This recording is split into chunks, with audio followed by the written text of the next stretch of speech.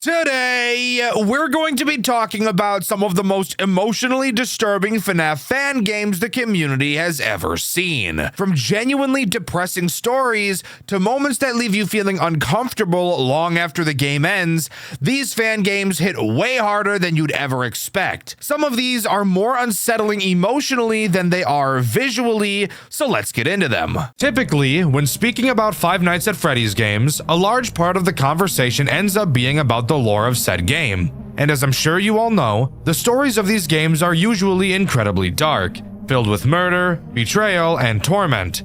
However, not the game we're talking about today. In this video, we'll be talking about Chica's Party World Rebaked, one of, if not the most wholesome FNAF game I've ever played. From cute visuals, fun characters, all the way to a story that has nothing to do with dead children at all. There's a lot to unpack in this super fun experience, so join me today as we arch our backs into the world of Chica's Party World Rebaked. Chica's Party World does something before each night that I actually think is really cool. We get a task to complete, and we can explore and wander around the building before starting each night. So at 11 p.m., night 1 begins. In this game, we actually play as a robot security guard, not a human, which is adorable. I like to imagine our character looking like Rufus from Secret of the Mimic. Not that that's his canon name or anything, that's just what I chose to call him. It's our job as Rufus to keep watch over the entire restaurant using our built-in surveillance system. So our first task is to visit every single room in the building. This is when we get a chance to move through each room like a shadow over Freddy's. You'll notice that the building is incredibly dark. This would be because the lights are off, and being able to see anything does require light. So luckily for us, Rufus has been equipped with an LED that can briefly flash light to shine up the room. After using it, you'll have to wait a few seconds while the LED recharges to be able to flash again. We can explore every single room in the building, that is, except for one. If you are to enter the kitchen, you'll see there's a metal door. Hovering over it won't tell you what room is on the other side, and you'll be completely unable to interact with it. But after you finish exploring, we're ready to jump into the night section and start talking about the tools at our disposal. At the beginning of the night, we're able to detect a corrupted voicemail on Rufus. Listening to it, we hear an unnamed woman talking about one of the characters, Russell. Russell is Freddy, by the way. Not totally sure why he's given a different name in this game, but we'll roll with it. The lady says that Russell is very sensitive to bright lights, and that the people taking pictures of him with the flash on during the day disorients him, and it almost seems to physically hurt him. And because of this, he's always trying to go somewhere where the people aren't around. Before she can say much else, the voicemail becomes corrupted and ends. As I'm sure you could have guessed, Russell is the only threat introduced on this night. However, before we talk about how he works, we should talk about the tools at our disposal. To start, the office has two main directions you can be attacked from, the door and the vent behind you. We'll talk about the vent when it becomes important later, so let's just focus on the door. You'll notice that the door, well, has no door. So if anything walks up to our office, we'll have to use something else to keep them away. And that thing we'll need to use is that trusty LED we talked about earlier. You can flash your LED down the hallway to allow you to see if anyone is creeping around. Of course, since we're a security robot, we have remote access to all of the cameras in the building, and we can use them as fucking cameras. I don't know what you want from me, it's a FNAF game, bro. There's cameras, who would have thought? Russell is a pretty simple character overall. He'll wander around the various cameras in an attempt to get to your office. Look at that fucking hat, the big ass hat, dude, it's such a big hat. Where did you get a hat so big? Where did you get that big of a hat? Once you know he's in your doorway, flash your LED at him and he'll go away. Now, this may bring up the question, if you can't literally see him in your doorway without flashing, how are you supposed to know he's there? Well, that question has a very simple answer. All you have to do is use the fucking cameras that you have at your disposal. Follow Russell around, and when he disappears and you're unable to find him on any camera, then congrats, he's probably at your door and you should flash him. However, later in the game, I'll tell you about a different strategy I developed for dealing with Russell, because he has an incredibly difficult synergy with another character we'll talk about later. But before we move on, I want to mention this game's art style because it is really unavoidable. This is easily the most unique FNAF art style I've ever seen. It's so low poly and brightly colored, but in no way does it look like those shitty copy and paste PSX horror games that are plastered all over itch and make it impossible for any indie developer to stand out. Please, for the love of God, stop making PSX horror games. Do something unique. Please. Fuck. But seriously, the pastel color palette is super different from a FNAF game, a genre where dark, I don't know where the fuck I am is kind of the norm. I can really appreciate when developers try something different, and I think this game nailed it perfectly. 11 p.m. night 2, and we're given a new task. One of the wires in Rufus's arm went to shit, so we'll have to repair it before the night begins. And with that, we're off to find something to fix ourselves. Before we talk about how to actually complete the task, we should bring up that, of course, this game has two endings, a bad ending and the true ending. I will be going over the true ending in this video because, no shit, that's the ending that actually means something. During every 11 p.m. section aside from the first, there will be something hidden around the building for us to find. Finding all of them will result in us achieving the true ending, and in Night 2's 11 p.m. segment, if you travel into the arcade, you can find a letter of termination from a woman named Heather Gray. It reads, "Dear Heather Gray, your employment with Chica's Party World will be officially terminated on June 21st, 2023. Reasons for termination include frequent disrespect of superiors, threats of violence. You will not be allowed to work tomorrow by any means, so make sure to collect your belongings today. Please remember to also review our confidentiality agreement as you are under an NDA and will not be allowed to disclose company trade secrets as well as practices and methods of operation. Chica's Party World is entitled to take legal action if you are caught violating these terms both before and after employment. Review of benefits to include health coverage of 401k in compliance with COBRA. Chica's Party World extends to eligible employees and their enrolled dependencies with the right to continue healthcare plan coverage for a specified period of time at their own expense and at full cost. Return of property. Please list and return any property of Chica's Party World that you may have in your possession. In addition, please provide any passwords and other information pertaining to accessing computer software and/or files.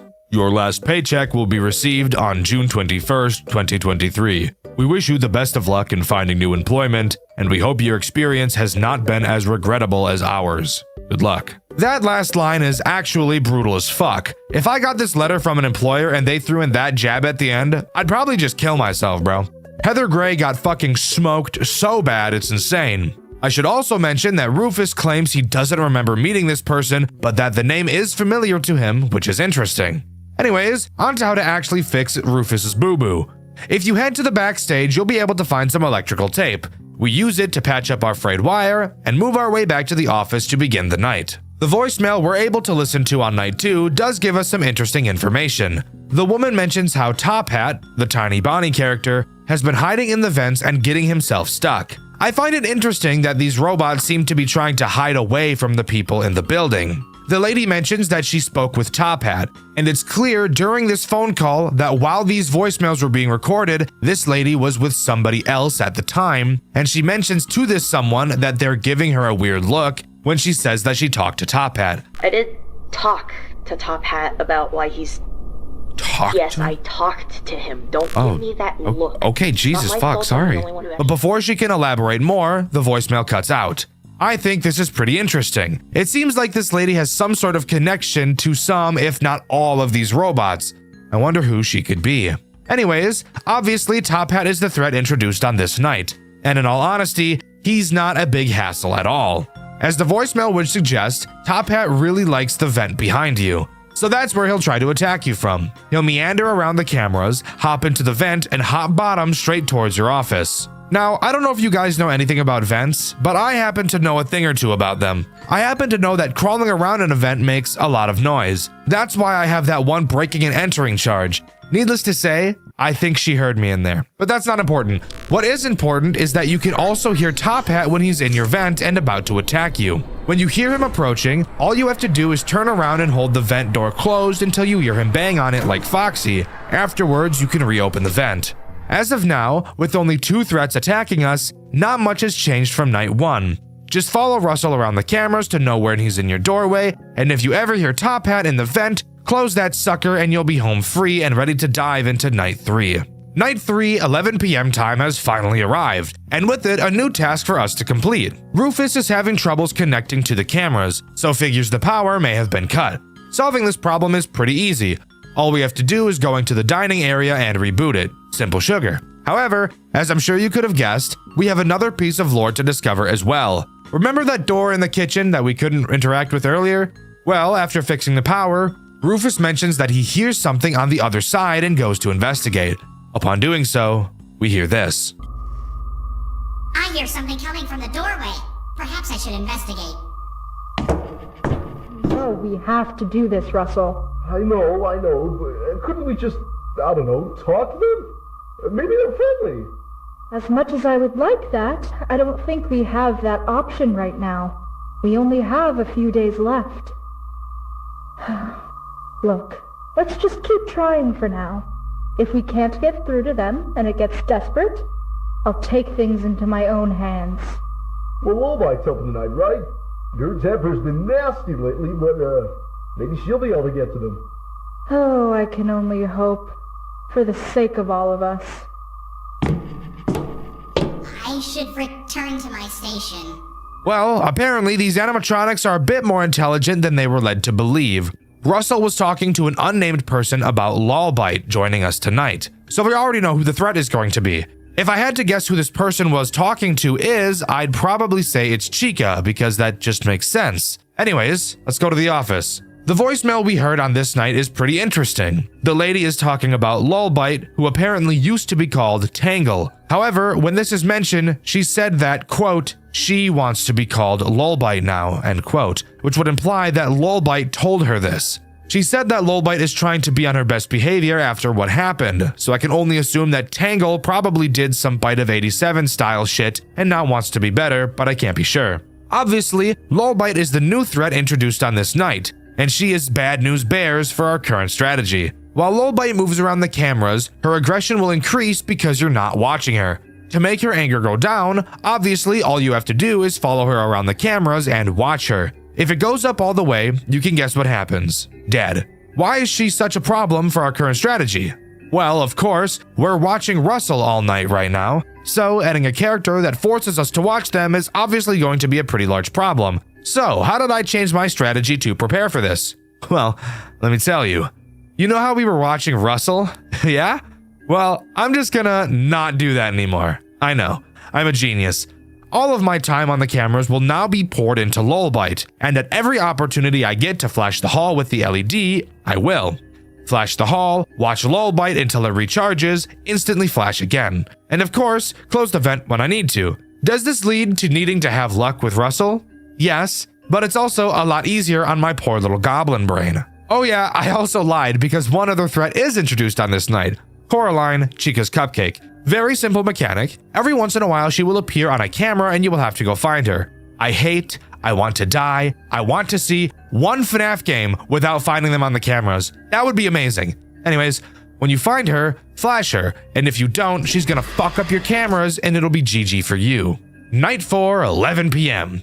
That is what time and what night we are currently about to be speaking about. Anyways, the task on this night requires us to investigate a large crashing sound we heard in the building. But before we do that, oh hey look, a note on the table. On it shows a bunch of phrases scratched out with Gears Weld being circled. If I had to guess, Gears Weld is probably the name of a company that builds robots, perhaps animatronics. Continuing with our task, heading to the arcade will reveal that Top Hat is just chilling in the ball pit. Oh. What? I won't tell you what to do. Carry on.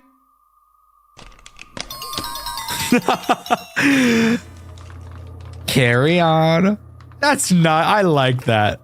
I like that. Top Hat's playing around.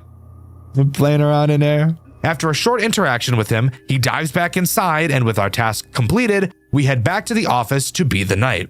There is one threat introduced on this night, and this is Silver Chicken, or as was originally going to be called, Spring Chica.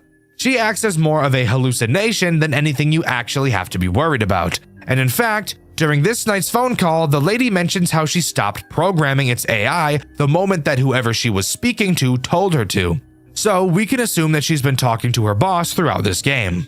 The way Silver Chicken works is pretty simple. she will randomly appear on the cameras like Phantom Balloon Boy from FNAF 3. Stare at her too long and she'll have intercourse with all of your tools, and the only way to avoid her is to obviously just not look at the camera she's on for too long. This brings up synergy with Lolbite, since you will be switching through cameras a lot trying to find her, but overall, Silver Chicken really isn't that much of an issue at all.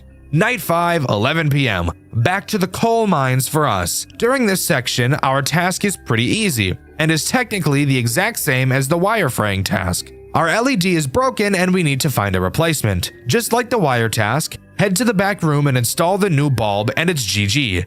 The only difference in this task is that you obviously can't flash your LED while walking around the building until you replace it. However, before we head to the office, near the entrance of the building we can hear the phone ringing. Curious, we walk over to it, and when we answer the phone, we hear the following call. Chica, there you are. Are you guys almost ready? I should be headed down in the next few hours. Make sure you have everyone with you when I get there. Who is this?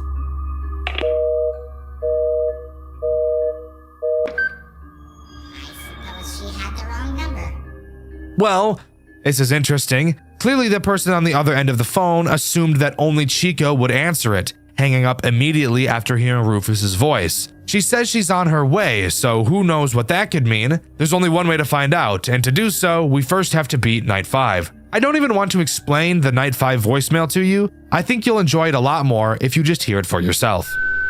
You wanna fire me? Fine.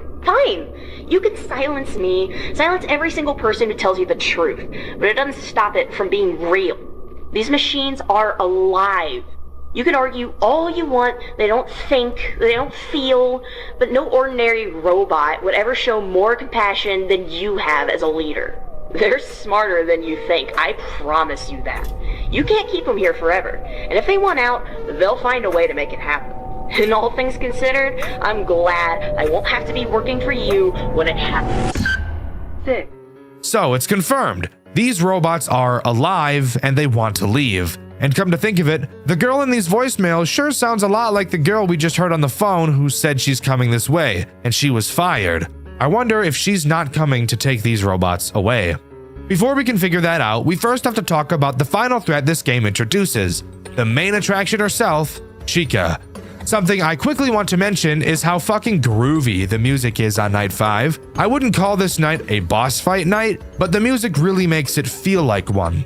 Chica works very similarly to Russell, except she is much harder to track on the cameras. If you ever find Chica on the cameras, she will quickly jump into the blind spot of the camera to prevent you from seeing her. So while you do know which camera she's on, when she hides, it'll be impossible to tell if she's there, which I think, while annoying, is really cool. It shows how intelligent these robots are. Her goal is to get to your door like Russell, except where when Russell reaches the crossroads, aka this T-shaped part in your cameras, he will immediately show up at your door. Not Chica. Chica will jump between the left and right cameras of the crossroads and at random jump into your doorway. So you most certainly will have to try your best to keep an eye on her. Once she enters your doorway, just like Russell, flash her with the LED and she'll go away. And if you can hold your nerves together for long enough, you'll beat Night 5, and if you've collected all of the secrets during the 11 p.m. sections, we'll get this final cutscene. Through the past nights you've spent here, something starts to click in place within you. These robots aren't just company property like you have been told to believe. These are people. Perhaps they may not walk and talk and breathe the same way that humans do, but there is no less still a sense of kinship, a sense of living. You aren't as different as you were told to think. As you wander out of your station, you see them start to leave. One by one, the animatronics start to make their way out of the broken entrance doorway, aided by someone on the outside. You tap on the shoulder of Chica from behind, the last one to go out of the door, giving her a small jolt of surprise. What? Oh, it's you. It's by no means an unwarranted reaction, that of shock and a hint of disdain. You can't blame her too much. They reprogrammed you specifically to hinder her. I want to come with you, you say, much to her surprise as well. In fact, she seems rather speechless at the statement, but it no longer seems to be in spite. The silence is broken by their ally peeking in through the doorway, reaffirming the escape. Chica, we need to go. An equally stunned silence when she lays eyes upon you. Though her face is covered by a mask, you can still see her glasses and hair. Well, I suppose you'll need to make room for one more. Chica states, "You know that voice. It's the voice you heard over the recordings. It's the voice of the person who constructed you. Your thoughts are interrupted by the pressure of a hug. It feels like overheating, but different. Call me Heather. Let's get you home. From this day forward, you were no longer a tool for a company that cared little for your existence. Instead, you fight for a new life alongside your newfound friends. You disconnected yourself from the mainframe, taking all previous security footage alongside you. You're going home." The news surrounding the incident states that no leads have been uncovered due to the substantial lack of evidence regarding the stolen property. All databases have been completely wiped, and most trails lead to dead ends. Chica's party world shows no sign of reopening in the near future. So, there we go. Undoubtedly the most wholesome ending to a FNAF game I've ever seen in my life. An ending with no death, no betrayal, just some lost robots wanting to leave the establishment they were trapped in, and an employee who actually cared about them helping to achieve that. We get the reveal that Rufus was made by Heather, and even in this moment she was able to allow him to come with, even knowing his original purpose. Chica's party world gave these animatronics feelings and true character, even in these final moments really making you care about them, even after being attacked by them for so long. This game's story is incredible. It's so simple and easy to follow, yet is in all honesty one of, if not my favorite story ever told by a FNAF game I've ever seen throughout my FNAF career. Overall, Chica's Party World is one of the most enjoyable FNAF experiences I've ever had. From the fun and engaging gameplay loop, all the way to the aforementioned phenomenal story and storytelling of Poisonous Pastels, incredible work. And if you'd like to hear another piece of interesting information about this game, Avocado Dreams was one of the main developers of it. No matter where I go, and no matter what I talk about, every time I really enjoy a FNAF game for any reason, it seems like Avocado Dreams had something to do with it, and I'm all for it. Please go give this game a try and show it some love, you will not regret it. Well, let me know what you think. Do you agree with me, or do you think this game is just too different to be able to be a proper FNAF game? What do you think is the most underrated Five Nights at Freddy's fan game ever made? A series that is so amazing you'd think it'd be talked about everywhere, but when you go to check, it seems like nobody has ever even heard of it. The game we'll be covering today is one of those games for me, and when doing research for this video, especially when talking about the lore, I found it incredibly difficult to piece it together because of how little information there seems to be about it. But rest assured, I think I've got it figured out. The game we'll be covering today is Project Readjusted, a FNAF fan game with one of my favorite stories of all time. Sit back, relax, and let's jump into this amazing trilogy together. First big change I noticed in Project Readjusted from most FNAF games is the way the phone calls were handled. Rather than having the phone calls take place inside the game, this game instead chooses to have us listen to the phone call before we even load into the office, instead giving us a still image to look at showing the characters we will be seeing on each night. I'll admit it's unique, however, I think I'd personally prefer to be able to mess around with the cameras, mechanics, and so on while the phone guy is talking, and just have to make sure nobody moves while that's happening. I feel that's a much better way to utilize the first phone call in a FNAF game. The first phone call doesn't give out any meaningful information, really just going over how the main character Buster works, but it's my job to explain the mechanics, so I don't think I'll be letting the depressed sounding Wei Ji do that for me. Upon loading into the office, you may feel just a little cramped, and that's normal. This office is teeny tiny, like much smaller than most FNAF offices I've seen in my days. Obviously, we have a door to the office, because if we didn't, I'd question how we even got into the room in the first place. However, the interesting thing about this door is that it doesn't close. Oh, Dxtr, does it not have an actual door? Like, it's just a doorway? No, there's a door. Our character just for some reason chooses not to close it. But instead of thinking that's because we're playing in the shoes of a dumbass, I'm instead going to assume it's because we're playing in the shoes of a badass who isn't scared of anything. We also, of course, have our cameras, which are very interesting to say the least. To start, they have two modes, lights on mode and useless mode. because, as I'm sure you could have guessed, if the lights are off, you can't see anything. I know, groundbreaking. You'll also notice you have a camera stability percentage. What does that mean? Well, as the name suggests, it reads the percentage of your camera stability. I'm sorry, I'll stop talking like that. While on your cameras, the stability will quickly decrease. Putting the camera down will cause it to quickly increase back up. If it drops down to 0, you're gonna have to wait a while before being able to use it again. So, what about that Buster fella I mentioned earlier? How does he work? Great question, viewer of questionable stench. Buster is as basic as a character can get. I'm sure you could probably guess what he does, but it's my job to tell you. Buster will move around through the cameras with the goal of getting to your office.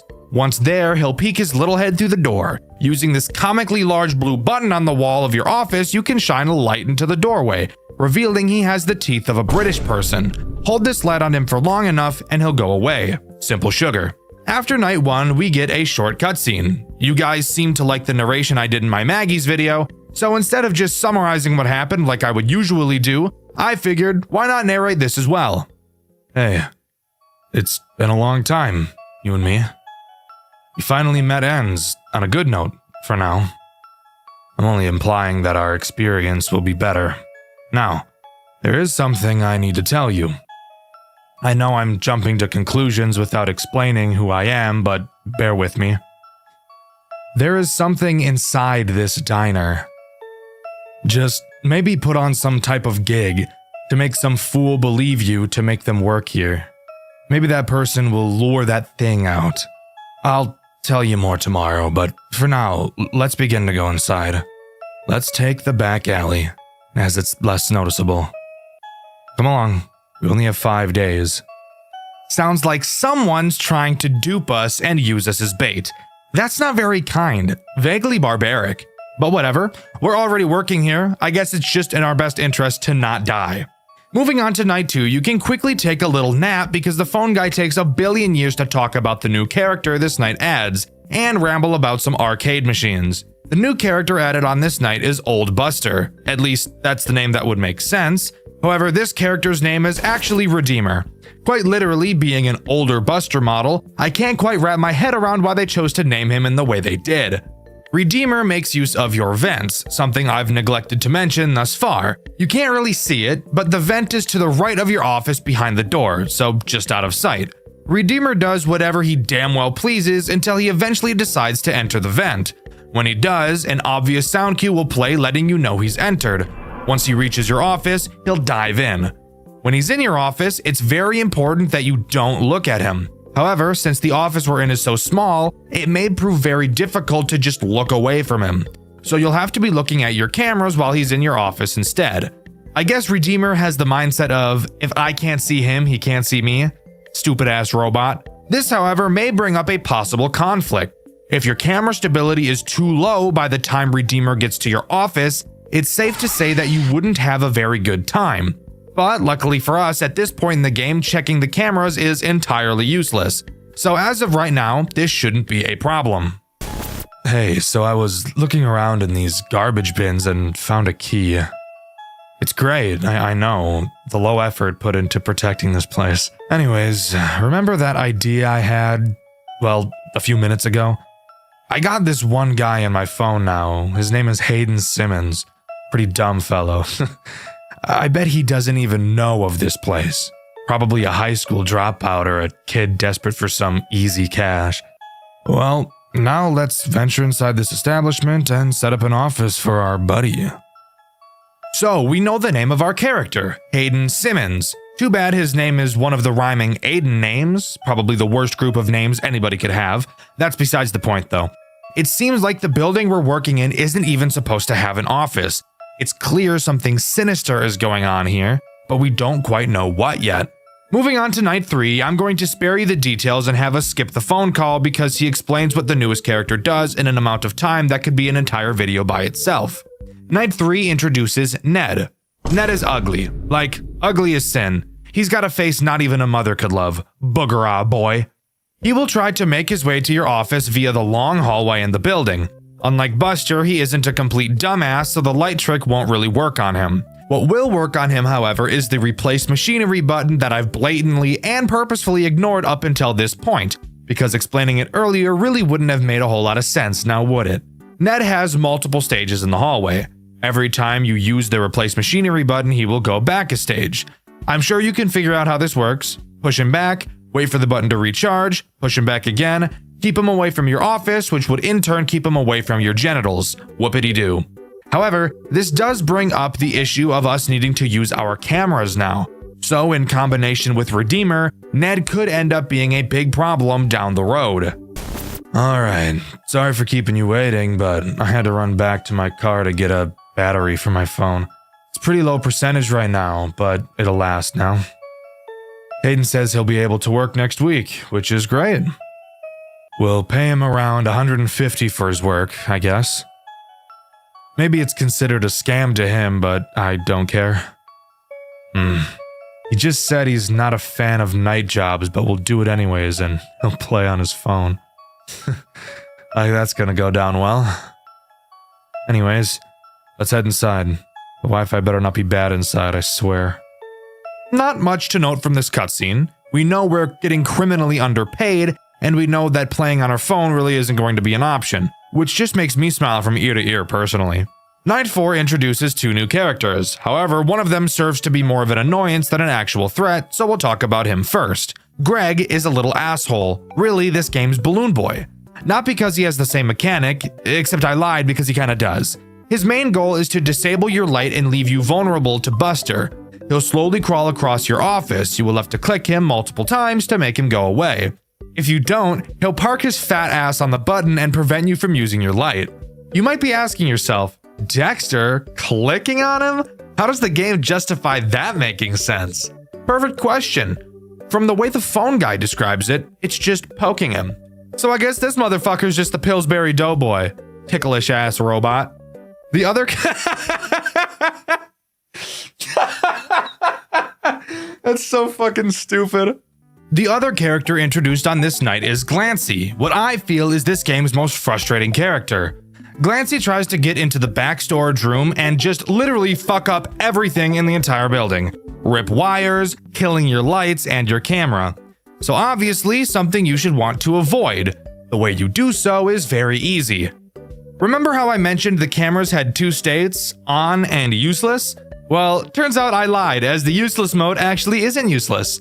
When Glancy gets into this back room, all you have to do is turn the camera lights off and he won't be able to see shit, making him decide to travel into another room by accident. I'd imagine it's an accident since he can't see, but he could have easily just gotten pissed off and left on his own accord. Which, if he can see where the exit is, you'd probably think he could see the wires, but I guess not. We're inside.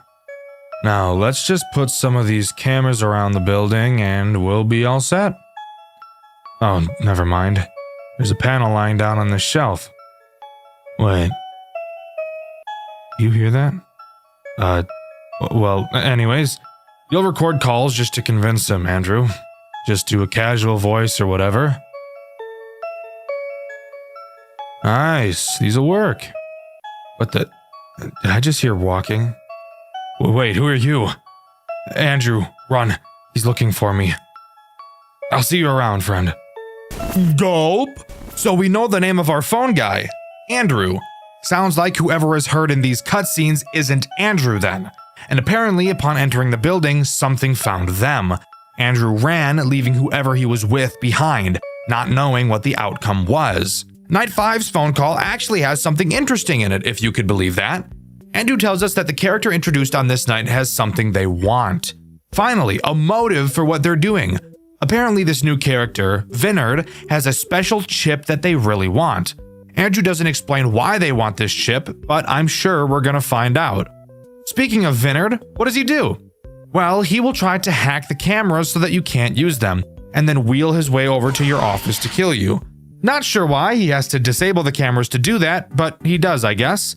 Occasionally, you will see a purple error next to his camera. When you do, all you have to do is go to that camera and turn the light off so he can't see. Because like some people, he can't type without looking at the keyboard. Embarrassing. That's a talent you probably want to learn if you're on a computer all day. But that's really all he does. It really starts to show on this night how difficult this game can be, requiring you to be in the cameras very frequently. The only real chance you'll get to recharge your stability is when Buster is attacking, and I think that was on purpose for the sake of balancing, but maybe I'm being too optimistic. Unlike every other night, Night 5 doesn't have a post-night cutscene, so I can't talk about that. What I can talk about, however, is an Easter egg, and a fun piece of trivia about one of the characters in this game. After completing Night 5, you will unlock Custom Night. Inside, if you set everyone to max and click the Fox plushie in your office, you'll get this jump scare. And if you're interested in something about Vinard, he's actually a character made by Mixlass, the guy that made Tyke & Sons Lumber Co. and Baby's Nightmare Circus, which I've covered on this channel before. Definitely go watch that video after you finish this one. And as a result of using Mixlass's character, Mixlass then used one of Mechless's characters in his game Tyke & Sons Lumber Co. Pretty cool if you ask me. But that is all Project Readjusted has to offer. Overall, I think the game is surprisingly mechanically complex for a first game, something pretty uncommon with fan games that take place in a series like this. But don't let the lack of lore fool you, as Project Readjusted has one of the most interesting stories I've ever seen, and it continues in Project Readjusted 2. It's been so long since I've seen Matthew. He just disappeared. I must find him again. I have so many questions. I could possibly get answers from the new Buster's location. The location is currently being renovated, but they must need some kind of guard. Could be hiding there after all this time. Well, let's see where this takes me in my hunt to find him. Project Readjusted 2 opens with a mission already in mind, finding a man named Matthew. I'm unsure who Matthew could be. My only guess at this time is it's the guy that got left behind by Andrew in the first game, but that is obviously unconfirmed as of now. Our player, Andrew, enters an old Buster's location to look for answers, throwing us right into Night 1. Loading into Night 1, we get a call from the phone guy who goes over the basics of what we'll be doing. He mentions that they're currently working on newer models of all the characters. Not a whole lot of interest to point out during this call. However, what is of interest is how scared I was when I first saw the equivalent of 3 fucking music boxes and 1 camera. But lucky us, we don't have to worry about that right now. Unlike Readjusted 1, this game doesn't have anything to stop you from staring at your cameras for as long as you'd like, which is a breath of fresh air. But that only means that this game is going to be AIDS in a different way, and we'll figure out how soon. Let's talk about the first and only threat Night 1 introduces, Cable Buster, who I'm just going to be calling Buster because I'm lazy. Buster makes use of a new mechanic this game introduces, the Showtime tapes in Camera 1. When Buster gets to either Camera 5 or Camera 7, you will have to look at him. He will be repeating a day of the week. I don't know why he feels the need to say it out loud constantly. Phone guy explained that apparently that's what he's designed to do, walk around the building and inform people when the show is about to start. But why would he say the day of the week if that was the case? I have no idea. Once Buster says what day of the week the show is on, you will have to quickly go to Camera 1, set the sound file to the day of the week he stated, and play the audio track. This will cause him to meander back to Camera 1 and do a little jiggy. Just kidding, he doesn't dance. I just lied to you. Something isn't right. Papers are coming in about a missing person. A missing person at the old Buster's. It must have been the spy that Matthew took care of. He's on the prowl and I will end it in this place. There's no way I can fail this. His tracks are so hidden yet so predictable. I just need more clues. So, Matthew killed a guy, and not just any guy, he killed a spy. So clearly Matthew is probably a bad and dangerous man. So we should approach with caution. Not knowing anything else, we move on to Night 2. Night 2, the phone guy introduces some new mechanics, but fuck him, my voice sounds better. Night 2 introduces Infested Glancer, but before we talk about what he does, we should talk about the second thing our cameras can do. Show some air ducts! Hooray! The air duct menu is very reminiscent of the ones from Ultimate Custom Night. You have a radar that you can use to detect anything moving inside. Spoiler alert, Glancer is inside. You may also notice that there are 3 things you can repair. Are your FNAF 3 senses going off? Because mine are going haywire and it's making me want to off myself. The 3 things to repair are your radar, your lights, and your doors. Glancer will attack any of the 3 vents in your air ducts, all of which lead to your office. Use the radar to find where he is and close the door when he gets too close. You'll notice that you have a meter on this screen that tracks your door power. If it runs out, you'll have to reboot the doors, and of course, after too many uses of your radar, you'll have to reboot that as well. Glancer brings up a very obvious issue. He's fucking annoying, and he's very fast, easily being the most annoying character in this entire game, demanding the majority of your attention like a clingy girlfriend that you're slowly falling out of love with. And of course, the repairs in this game are some of the most frustrating mechanics I've ever had to deal with, spending the majority of my playthrough listening to that ear-grating beeping. This is where camera stalling comes into play. By staring at Glancer, or Buster if you really wanted to, you can prevent them from moving. Glancer does not initially start in the air ducts, so I'd usually spend as long as I possibly could staring at him so he didn't slip away, because once he's in those ducts is when he becomes Satan. I can't decide on what to do. This whole situation is terrible. One wrong step and I'm in jail or potentially executed. I'm not falling into that hole of guilt with no way to release it. But damn, corpse inside that Glancer suit has definitely gotta be the spy. What else would Matthew have done to the body? Thrown it out? No way. I got my evidence. Now I just have to find Matthew himself. He can't be stopped now.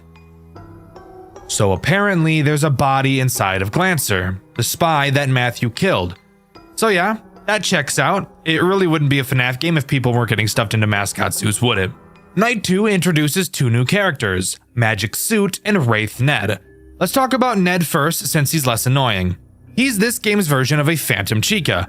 Occasionally, he can start to appear on one of your cameras. If you don't look away from him fast enough, he'll jump scare you and cause you to need to repair everything. Your radar, your lights, your doors, your dick. Not super annoying, just get some reflexes and you'll be fine. Magic Suit, on the other hand, is very annoying. This is the guy who thought it'd be really funny to have 3 fucking music boxes at the same time.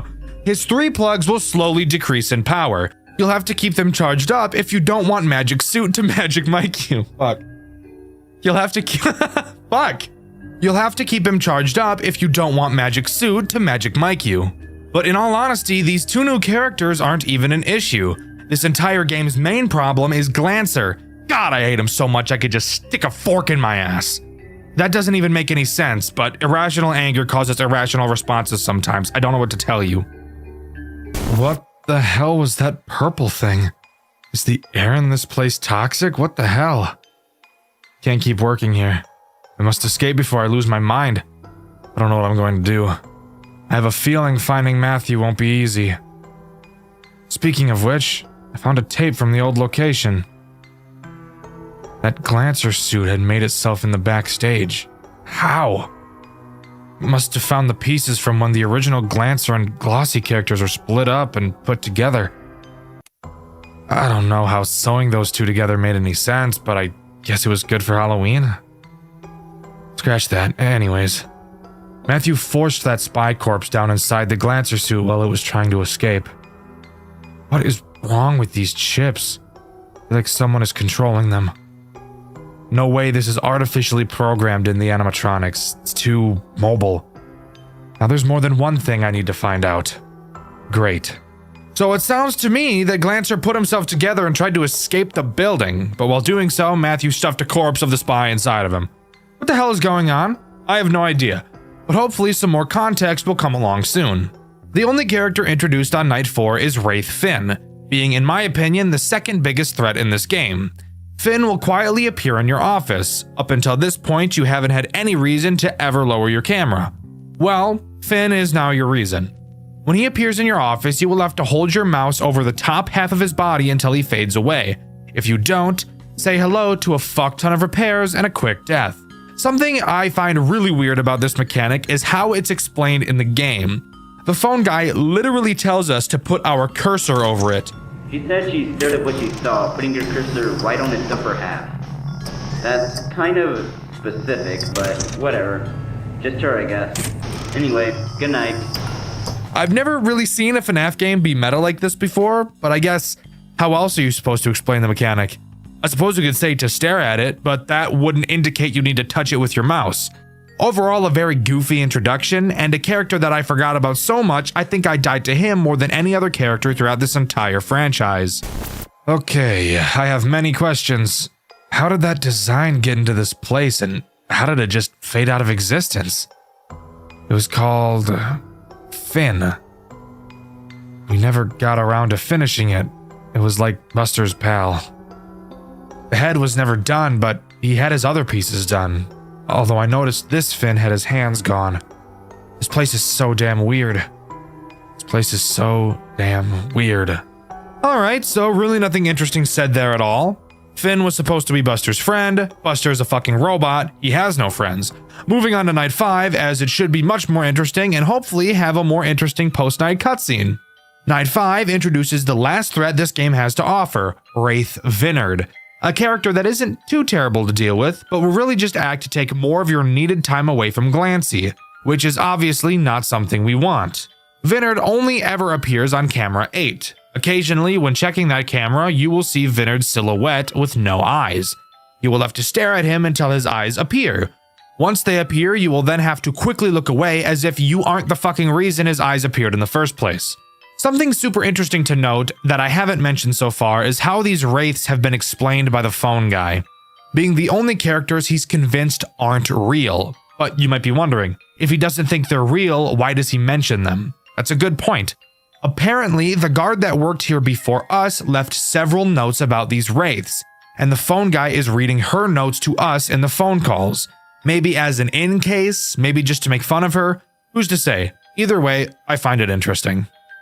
Vinard? With legs? What is going on anymore? I can't take things seriously. Wait, no. I hear sirens. I still haven't found Matthew. And I got several people outside awaiting my arrival. Police cars. Someone found out. Someone told them. Matthew, you bastard. I will find you. You won't get away with this. I can't believe this is how my story ends. It's not right. I can't. Matthew was never found by any officials or Andrew. Andrew attempted to bring the situation to court, but not enough evidence was collected. Andrew was deemed guilty for the corpse inside Buster's Diner World and was sentenced to death row, his execution following a month after being assigned. This was not the outcome he had thought of. It could have been worse. This story is false. Well, goddamn! Quick recap. In this game, we play as Andrew, the phone guy from the first game. We still don't fully know exactly who Matthew is, but he called the police and informed them that Andrew was at the building and had killed someone. They arrived, found the body in the Glancer suit, and had Andrew killed, giving us the fake ending. Oh god, endings, Dxtr. Let's quickly go over what it takes to get this true ending, please. Well, there are several minigames you will need to complete throughout the game in order to get this true ending. Let's blast through how to get them. During each night, a specific camera will have its name flickering slightly. Clicking on the name will shoot you into the minigame. On night 1, it's the main supply camera. On night 2, it's the West Hall. Night 3, it's the secondary supply entry. Night 4, it's the secondary supply entry again. And night 5, it's the power breaker. After completing all the minigames and successfully beating night 5, you'll get the true ending instead. The minigame. It spoke the words I couldn't find myself. Matthew died with his baby. A tape left on him. I can't explain what I've experienced here. I can't go on with this sudden guilt. This damned children's entertainment chain should have never happened. This outcome was not proper. And I can't handle it. I don't know what will happen next. I'll report the death of him and the corpse to the police. At least I can get off with no charges. I can't put myself to do it. I can't go the route my gut wants me to go. Later the same night, Andrew had a heart attack. No evidence was ever turned into the police due to this. Nearly a week later, police arrived after suspicion from pedestrians roaming the streets. Police had not told any officials about what was found, and began to demolish the location. Andrew's story is over. An ending to a tragic story. There are no solutions to the problem. Diner World Entertainment was shut down immediately and ran out of business, seeking a new opportunity to reach into kids' hearts. This is the true story. Well, goddamn! Turns out it didn't matter what he did. Andrew still died, and no word of Matthew was ever heard from the police. We just can't win, can we? Well, luckily for us, this storyline does continue, and even more lucky for us, it continues in the best game in the series, and arguably one of the most creative FNAF games ever designed. I know who you are, Andrew Vargas. I've seen your name in records before. I know what you're doing. You want information, lots of it. I'm no provider, but I can lead you to what you want. I know that man, Matthew, has been nothing but a mystery to you. His image is shrouded in a dense fog that your gaze cannot penetrate. But you want to break it, do you not? You can either go the full walk or fall short. There is no try this time. All the information you want to grasp so badly can be obtained. All you have to do is satisfy us. There are 3 captives full of knowledge below the storage facility. Treat them to our satisfaction, and they will live out to the 5th and final day. On that day, they will be free. They will be able to tell you all that they know. This is what you want, right? The data you seek is waiting for you. And here we are! Project Readjusted 3, the last game in the series and undoubtedly the best. This opening cutscene throws us right into the world of this twisted game. We play as Andrew. That might seem a bit confusing since Andrew died in the last game. But guess what? Apparently, both of the fucking endings weren't real. So what the fuck? I'm not joking, by the way. I'm being completely serious. Both of the endings in the second game aren't real. The true ending isn't real. Both the fake ending and the true ending both didn't fucking happen because it takes place before this one. So like, what the fuck was that all about, huh? Anyways, we're not sure who was speaking to us in that cutscene, but apparently there are 3 survivors that have all the information we need to solve whatever is going on with Matthew. And with that, we're tossed into night 1. This game does progress based on objectives instead of time. But rather than a game like Pizzeria Simulator where the tasks you have to complete are mind-numbing, the task in this game actually requires a small bit of brain power, and is truly one of the most creative takes on a FNAF game I've ever seen. We're tasked with protecting these 3 captives. In the cameras, you'll be able to see 3 rooms. Each of these rooms holds one of the captives. You can keep track of their stats at the bottom of the monitor, see how much hunger, thirst, and satisfaction they're all at. Note how much supply you have. Your goal throughout this night is to send these captives shipments of food and water. Then, once they're all satisfied, the night can end. When you open the gate, food and water will slowly be dispensed. You can control which room these packages will go to. The longer you take to send a captive something, the lower their satisfaction will go. At the top of the screen, you'll see a minimum grade you need to complete the night, and which grade you're currently at. Meaning you don't have to fill each room up to its entirety to complete the night. However, I'm a fucking badass and chose to get the best grade possible on each night. In order to refill your supplies, you will have to complete a task. A set of numbers will appear in a random order and you will have to click them in that order. When you finish, your supply will be slightly filled. Side note, if you ever see this sliding minigame instead of the number 1, that's because in that specific moment, I'm using footage from Indie Fuel. And in his playthrough, he was playing an earlier version of the game that used a different minigame. And that's all that happens on night 1. I could talk about the cameras for sure, but I think that'll become much more important in night 2, which actually brings on the first and main threat this game has to offer. But before we can get to that, in true final game lore dump fashion, after each night we get a post-night minigame to have fun with. In this minigame, we just kinda walk around. We check the stage in the main room and notice that there's supposed to be 2 animatronics on stage, the other being Finn. You may remember him from the second game. We go backstage where we believe Finn should be, only to find a dead child on the ground, bringing this minigame to a close. Something really awesome about this game is the patient hub. Dexter, what's the patient hub? If you'd shut the fuck up and watch the video like a normal person, instead of continuously asking questions like the girl you're watching a movie with that you really wish you didn't invite over because you're just trying to watch the fucking movie, I'd explain it to you. Sorry, lost my temper a little bit. Anyways, the patient hub is on the menu. Using it will actually let you go to talk to the 3 people you're protecting throughout the nights. Throughout the nights, heading to the patient hub, they will give you different pieces of information as the game goes on. On this first night, they don't tell you anything since they've been told they can't yet, probably by whoever put them here. This is such a cool and interesting integration into this game, and I think this is one of the big reasons why this game in particular is so underrated. Night 2 is where this game really starts to get real, introducing the first main threat of the game, Busted.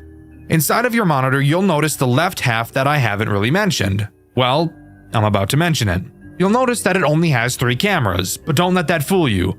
Busted will move around the cameras, not only trying to get to you, but to get to the captives as well. If at any point you can't find him on your cameras, that means he's in your office. Your office, by the way, is another thing I've neglected to mention. There are 4 entrances to your office, 2 on each side. You have the 2 obvious hallways in front of you, and then the 2 holes in your walls to the sides of you. Busted is very quiet, so you will have to make sure you're tracking him. Once Busted enters your office, you will have to scare him away with the light. Now, you may think, like most FNAF games, that we'd be given a flashlight, but no, that'd be too easy. In Project Readjusted 3, you're given a fucking glow stick to defend yourself. You know, one of those crack and shake things? Yeah, that's our main means of defense. When Busted is in your office, you have to hold the glow stick on him to scare him away. But there's a catch. Your glow stick cannot be used for very long at all. It has a very short lifespan. So you have to check really fucking quickly. Obviously, if you don't, you'll die. But if you remember, I mentioned Busted being able to attack the captives as well. While watching Busted on your cameras, you may notice that on any of the 3, he may get a bit too close to some of the patient doors. If he does, that's how you know he's about to attack them. When you see him doing this, you must ring the bell on your desk. The noise will attract him to your office and away from the patients.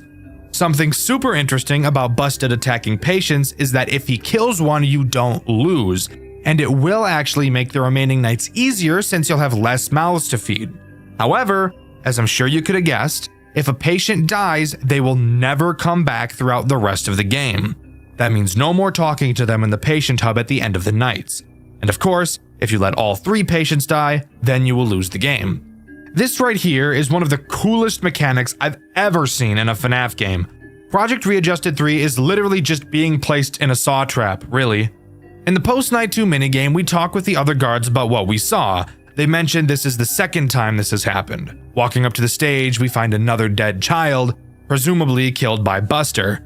We're told to check the office for anything else, and we do. Upon finding nothing, we walk back, only to see the ghost of some unknown spirit that looks like Finn walking away. I started seeing some weird things recently.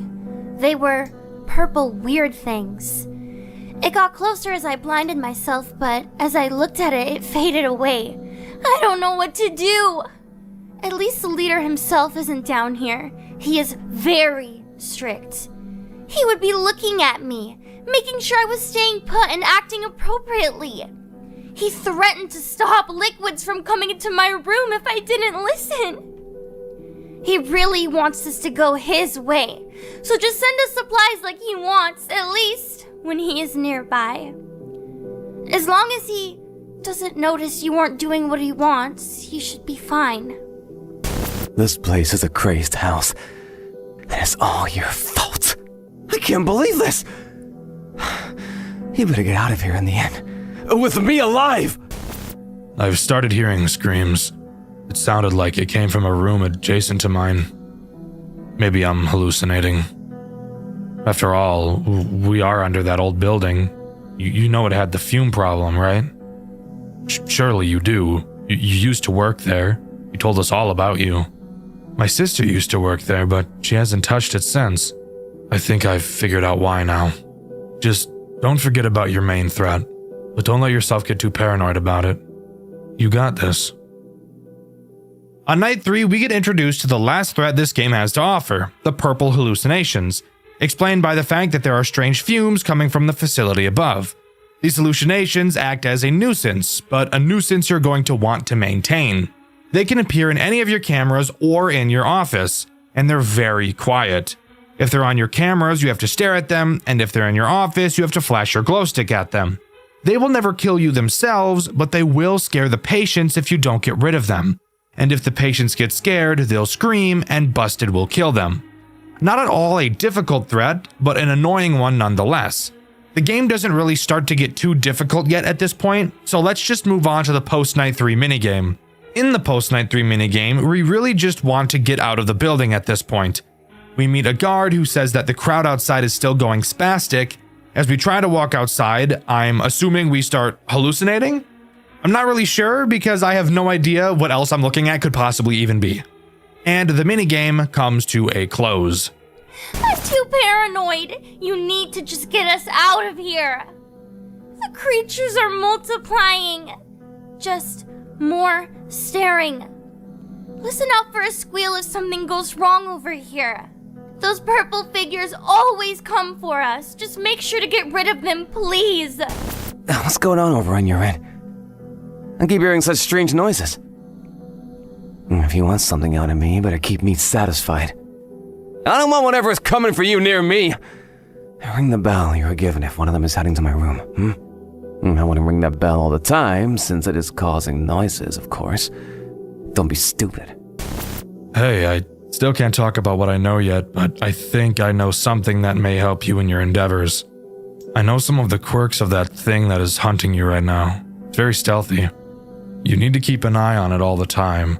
It may hide in various spots, so make sure to be up to snuff with your surroundings. I don't know much about its chip data, though. I only ever overheard my sister read out some blueprints she picked up on her last workday a few years ago. Night 4 doesn't introduce anything new, however I do want to take this time to mention a mechanic this game has that makes the entire experience way more difficult than it would normally be. Switching cameras. I know, that may sound like a mechanic that most people wouldn't even think twice about, but it's on this night that Busted can start to get pretty quick when moving around. So quickly moving through the cameras will become important. However, even though there's only 3 cameras, switching through them quickly can prove to be quite nerve-wracking. You cannot click any camera at any time. You can only move to cameras adjacent to the camera you're currently on, which means if you're on camera 1 and want to get to camera 3, you will first have to click on camera 2. Typically, this wouldn't be an issue, but you have to wait for a static animation to play each time you switch a camera before you can switch it again. Sure, the animation itself isn't very long, but when you have to switch as much as you do, that time will quickly add up. Overall, this is more of a nitpick than anything, but it is something I noticed during my playthrough, which you can see on my second channel, Dxtr Black. The post-night 4 minigame is a little bit weird. We play as the ghost we saw at the end of the post-night 2 minigame.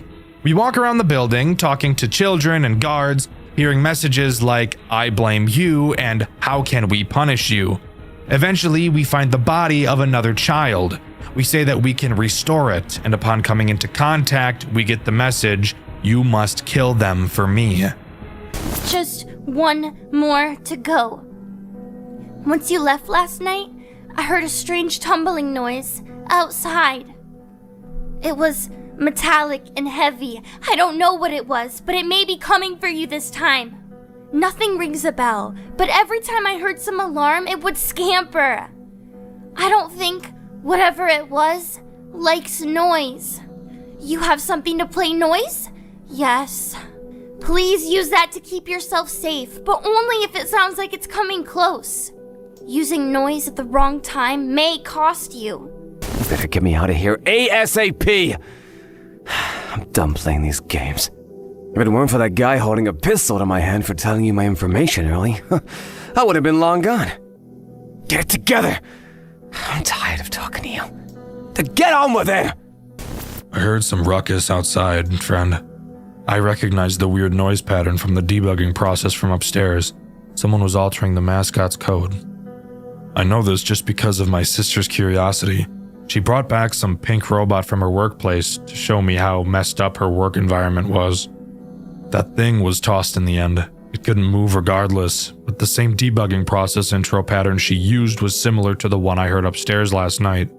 I can only assume that the two systems are related, most likely by the same manufacturer. All I know is that those old models never liked being looked at after some wear and tear. We flashed a light on the pink thing and it sparked a little. It was a very strange find indeed.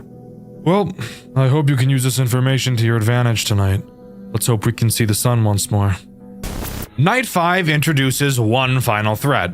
I know, guys, I've been lying constantly throughout this video, but I prefer to call it keeping you on your toes. The final threat introduced is Subject Model 3A, being another annoying character. He will wander around your cameras and you just have to make sure you're not looking at him. If you look at him for too long, I'm assuming you can guess what happens to you. Major bun pounding, salad tossing, you get it. Don't look at him. Overall, he really doesn't add anything new to the mix, really just making it more annoying to keep track of Busted. But if you can complete it, we'll move on to the final minigame. In this final minigame, we play as a child, walking around the restaurant following what appears to be the ghost of a child. We follow them into the back room where the first kid was killed and speak to one of the animatronics. They apologize for what they did to us, probably in reference to killing us.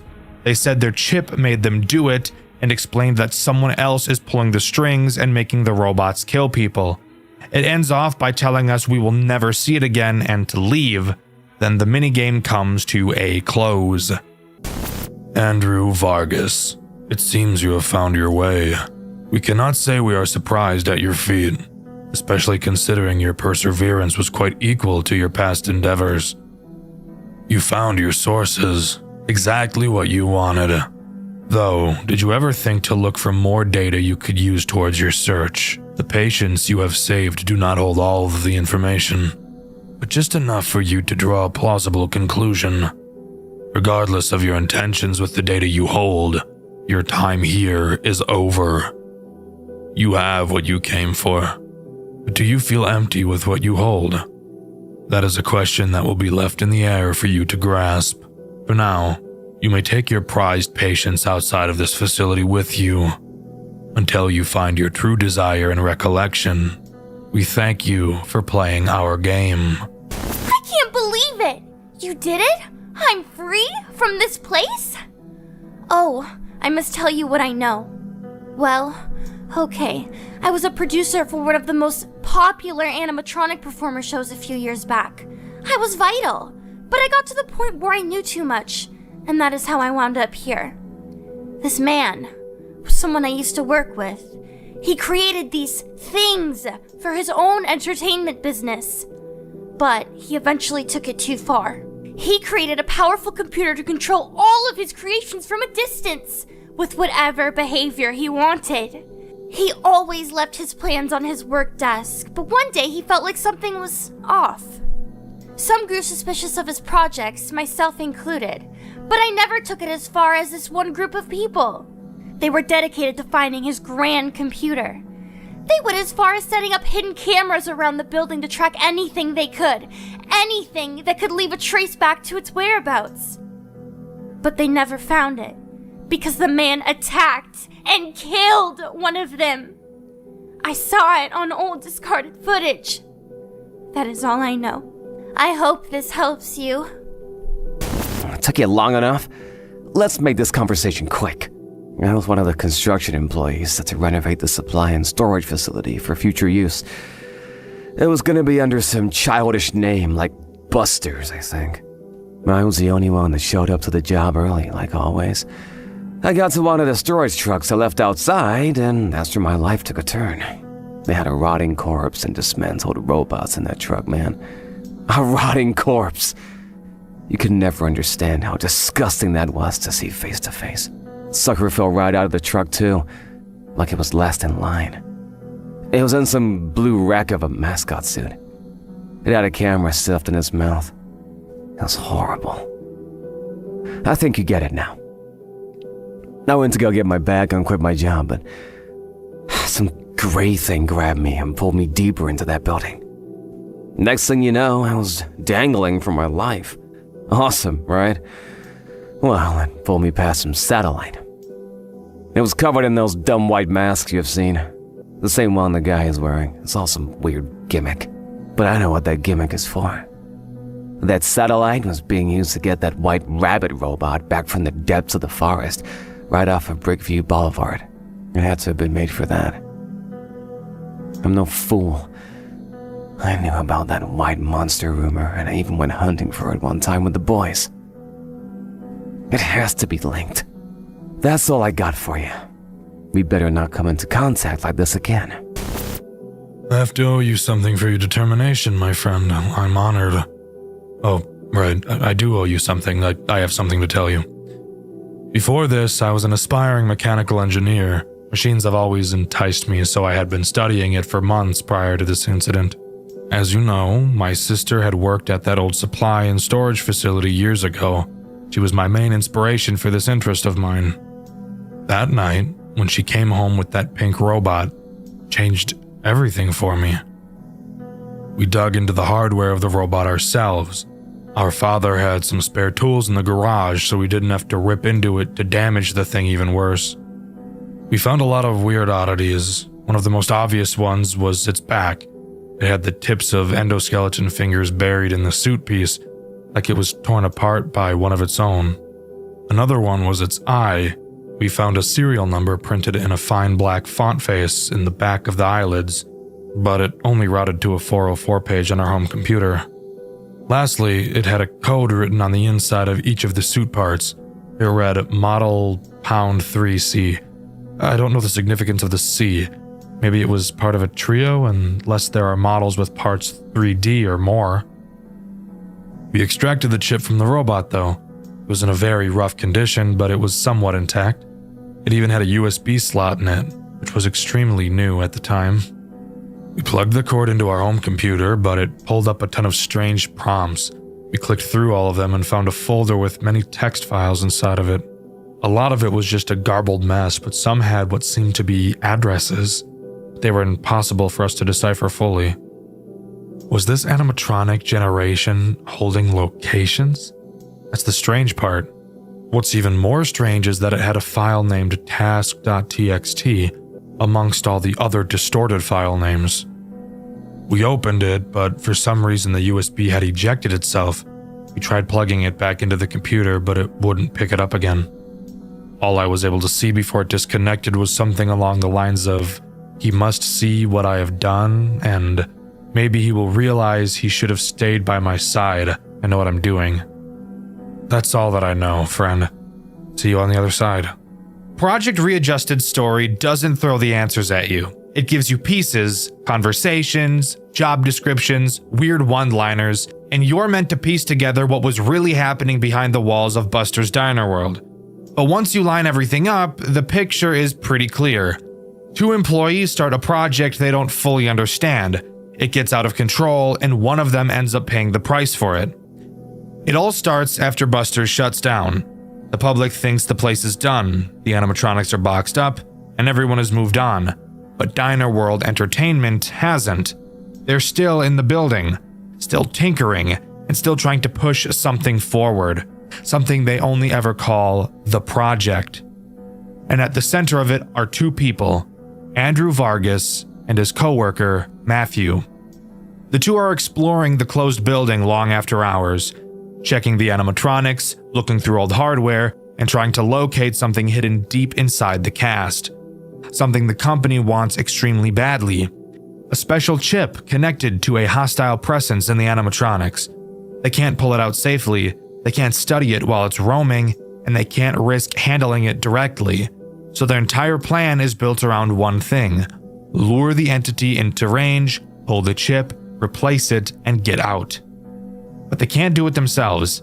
They need someone to sit in the office every night, act like a regular night guard, and unintentionally draw the animatronics towards them so Andrew and Matthew can track the patterns. That's where Hayden comes in. On paper, Hayden is just watching the cameras for 6 short nights. In reality, he's bait. Everything he sees, Buster, Glancer, Redeemer, all of it is part of a larger plan to drag this thing out. And for the most part, the plan works. The animatronics are active, the patterns are recorded, the project moves into its second stage. But then something happens that completely derails Matthew. Someone else breaks into the building. a man who isn't supposed to be there, someone snooping around who gets far too close to whatever Andrew and Matthew are doing. The fandom calls him the spy, and Matthew panics. Instead of letting their secret get out, he kills the intruder. Not an accident, a choice. And it's the moment everything changes. Andrew is horrified, Matthew goes quiet, and from that point on, the two of them aren't on the same page anymore.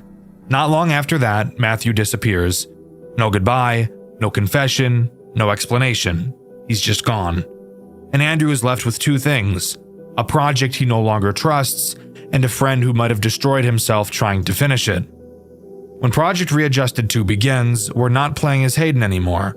We're someone closer to the company, a technician finishing their final assignment for Diner World Entertainment. This job isn't about survival, it's about data.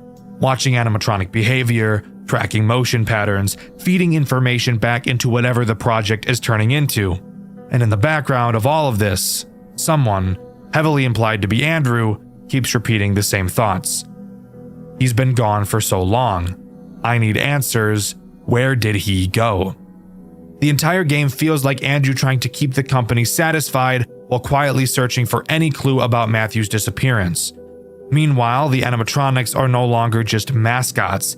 They're infested, corrupted, wired shut, and torn open. The prototypes that were experimented on long after Buster's closed. The project has clearly moved forward, and whatever they pulled from those animatronics is now being pushed into something else, something bigger, something human. And Andrew eventually gets the lead he's been waiting for, something that points away from Buster's, away from the diner entirely, and into a new location, a facility the company is tied to, a place where living subjects are being kept alive for testing. And to follow this trial, Andrew makes a deal, a job offer he can't refuse, something that promises answers about Matthew at a cost. That's where Project Readjusted 3 picks up. Andrew is now inside this medical facility, sitting in a monitoring booth, watching over patients who can't leave their rooms. His job is to keep them alive by sending supplies down long, empty hallways, making sure they don't lose consciousness, and trying not to get killed by something stalking him in the dark. A twisted, hulking version of Buster that shouldn't even exist in a place like this. But the deeper Andrew goes, the more obvious it becomes that this facility is just the project's final phase. The animatronics were only the beginning. The chip, the patterns, the experiments. All of it was leading to human testing. And somewhere inside this building, one of the patients isn't just another victim. He's the thing Andrew has been searching for since the moment Matthew vanished. Matthew didn't run. He didn't escape. He didn't move on. He was taken, absorbed into the same project he helped build. In Project Readjusted 3, Matthew is the subjected member, a living test subject altered by the very experiments he and Andrew once tried to control. And that's the real truth behind Project Readjusted. A company digs up something dangerous hidden inside their animatronics. 2 employees tried to pull off a secret extraction. Someone dies, one of them vanishes, and years later the entire operation has grown into a human experimentation program, with Matthew trapped at the center of it, and Andrew desperately trying to undo the damage. This game never spells everything out, and the dev has even said the full story was never completely written down, but from what everything we do see, the trilogy comes down to a single idea.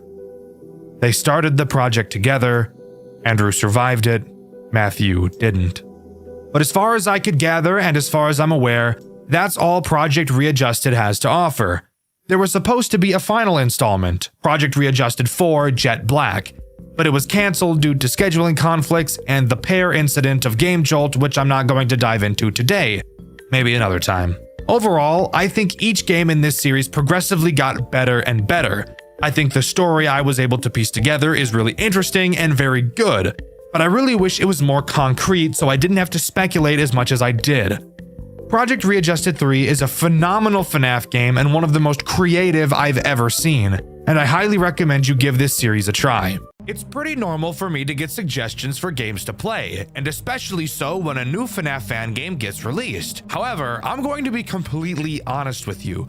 Never throughout my entire YouTube career has a game been requested as frequently as the one we'll be covering today, and for a good reason. The game we'll be covering today is Forgotten at Fredbear's, the latest and greatest FNAF fan game in this ever-growing genre. Strap in, everybody. This game has a lot of fun stuff to talk about, and you will soon see why it's so hyped up. However, I feel it does have one big downside, but we'll get into that a little bit later. Before we can start talking about what this game has to offer in terms of an actual gameplay loop, we first have to talk about what happens before the game even begins, that being the opening cutscene. I've done security work before, Mr. Afton.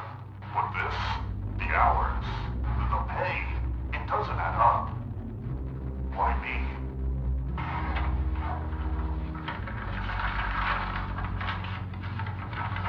You are reliable, John. That's all I need. A reliable man who does his job. The previous night guards will tell you everything you need to know. Do not concern yourself with the rest.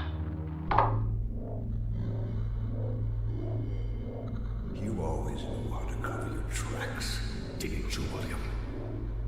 But I know what you've done. I've always known. It's not revenge. It's justice. Justice for her.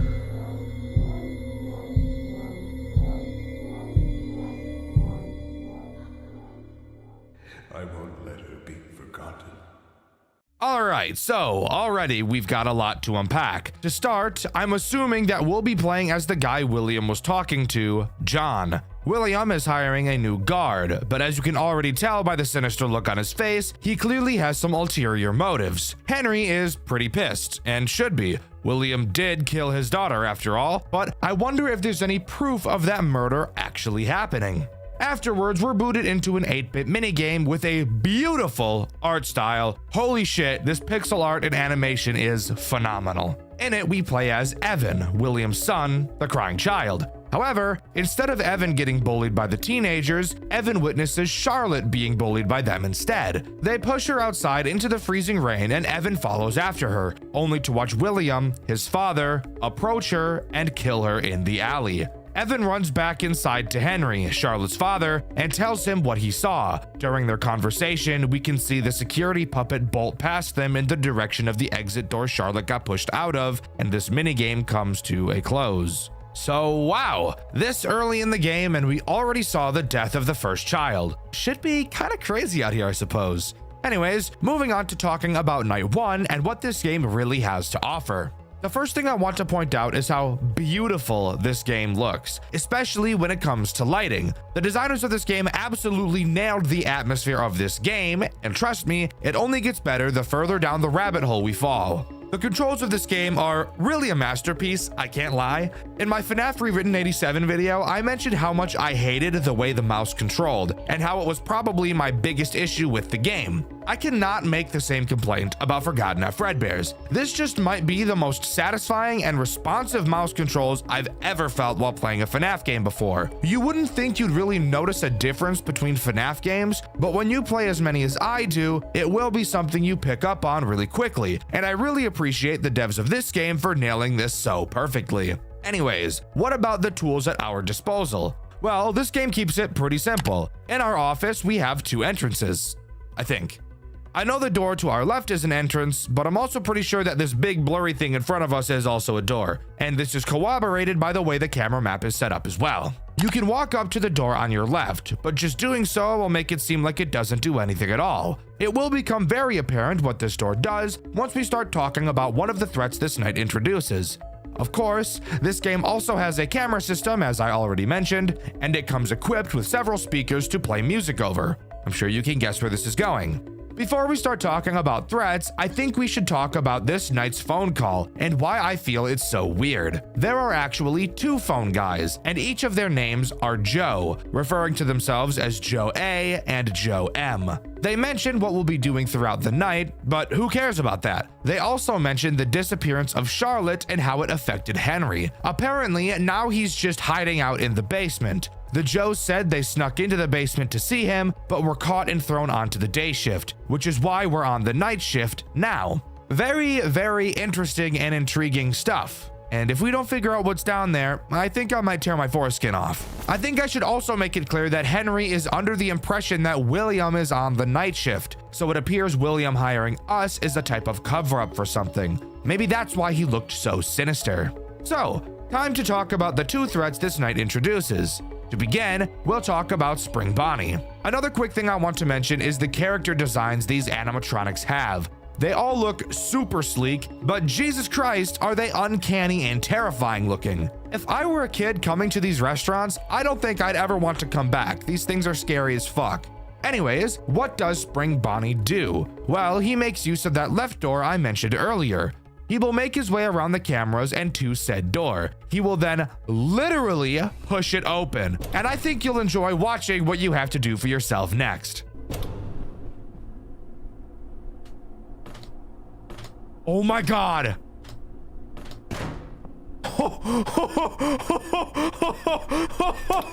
What the fuck? Yo, that's fucked up. That's so fucked up that you just did that to me. Tell me that's not the coolest fucking thing you've ever seen. They're straight up tossing in some after hours at Cody's level timing shit, and I'm all for it. It really adds to the stress and tension that the actual employee would be feeling during this moment. I think it adds so much to the atmosphere and really makes it feel like you're part of the experience. The next threat this night introduces is the security puppet, easily one of the most uncomfortable looking characters to come out of this game. The way she works is very simple, but that doesn't make her mechanic stop me from blowing my foreskin up like a balloon and making some balloon animals out of it. The puppet will come out of the prize corner and attempt to get to your office. However, instead of having a bullshit music box, she instead is just attracted to the sound of music. Most of the cameras on the map have a music button I mentioned earlier. If you hold down one of these buttons, music will begin to play. However, only so much music can be played on each camera. You'll be able to see the music draining on the button, so you'll have to use it sparingly. If you play the music on a camera adjacent to the camera the puppet is on, the puppet will be dragged into that camera. Continue doing this to pull the puppet away from your office, and make sure you're keeping track of how much boof juice is in your music boxes, and you'll be a-okay. Something you'll notice is that this night ends at 3 a.m. I thought that was really weird, but guess what? We're not even close to being done talking about the first night, as we're thrown into a repair minigame after completing the main part of that night. In this vent area, there are 4 vents, 1 on each side of you. Ignore how we even got to this position. I'm assuming we just climbed through one of the vents possibly. The goal of this minigame is to repair each of the 4 vents by doing a different minigame for each. But before we talk about these minigames, let's talk about the 2 threats we'll have to deal with at the same time. The first and most annoying threat is Balloon Boy, because of fucking course it is. He can come through 3 of the 4 vents. You'll notice one of the vents has a door you can close on it. This vent will be reserved for the other character this night introduces, so Balloon Boy can travel through the other 3. Balloon Bitch will be laughing constantly to inform you as to which vent he is going to try and come through. Once he gets close, simply flash your light at him and he'll dive back into the hellhole he came from. The other threat in this minigame is Mangle. Mangle works in much the same way as Balloon Boy, except she can only attack the vent that has the door. She makes sound cues as well, and when the sound cue she makes is very loud, that's how you know she's about to attack. Quickly turn to her vent and hold the vent closed. Once she stops banging on it, you're free to let go and continue fixing the vents. Speaking of fixing vents, how exactly do you do that? Very simple. Just kidding, each vent has a different minigame. The first vent will have you match several symbols multiple times over. This minigame is obviously super simple, but do keep in mind you will be being attacked by 2 dickheads at the same time. Once you complete this minigame enough, you can move on to the next. The next minigame has you playing Simon Says. Easily the most frustrating of the 4 minigames for one main reason. You cannot drop the maintenance panel until the system has stopped showing you the Simon Says panels. So, if you hear Mangle about to rape your shit, you'll have to wait until the panel very slowly shows you all 5 squares you have to memorize before you can deal with her. You then have to hope to God you remember the pattern as you turn back, because if you fuck up, your repair percentage will drop and you'll be stuck doing this minigame for even longer. The next minigame is Simple Sugar. Every few seconds, a letter will appear. All you have to do is press that letter on your keyboard. Do this enough times, and we can talk about the final minigame. The final minigame blows a bit of dick. You will have 2 bars with 2 small rectangles at random points on them. Clicking and holding a bar will make it start to fill up. If you let go, the bar will slowly decrease. You have to get both bars to be inside of their small rectangles at the same time, and do this several times for the minigame to end. This isn't by any means a difficult minigame, it just makes my dick hurt and my blood pressure rise. But if you can complete all 4 minigames, Night 1 will officially be completed. That's right, that was all only Night 1. Hooray! Hooray! I let you take the night shift. I thought the other guards were too curious. I told you I trusted you to handle things. So go ahead, play your little card. But I know what you did, and I'll be the one who will deal with you. Our creations will be your undoing. I know the truth, that I won't let you live after what you did to my girl. I know what you are capable of. I'm sorry, old friend.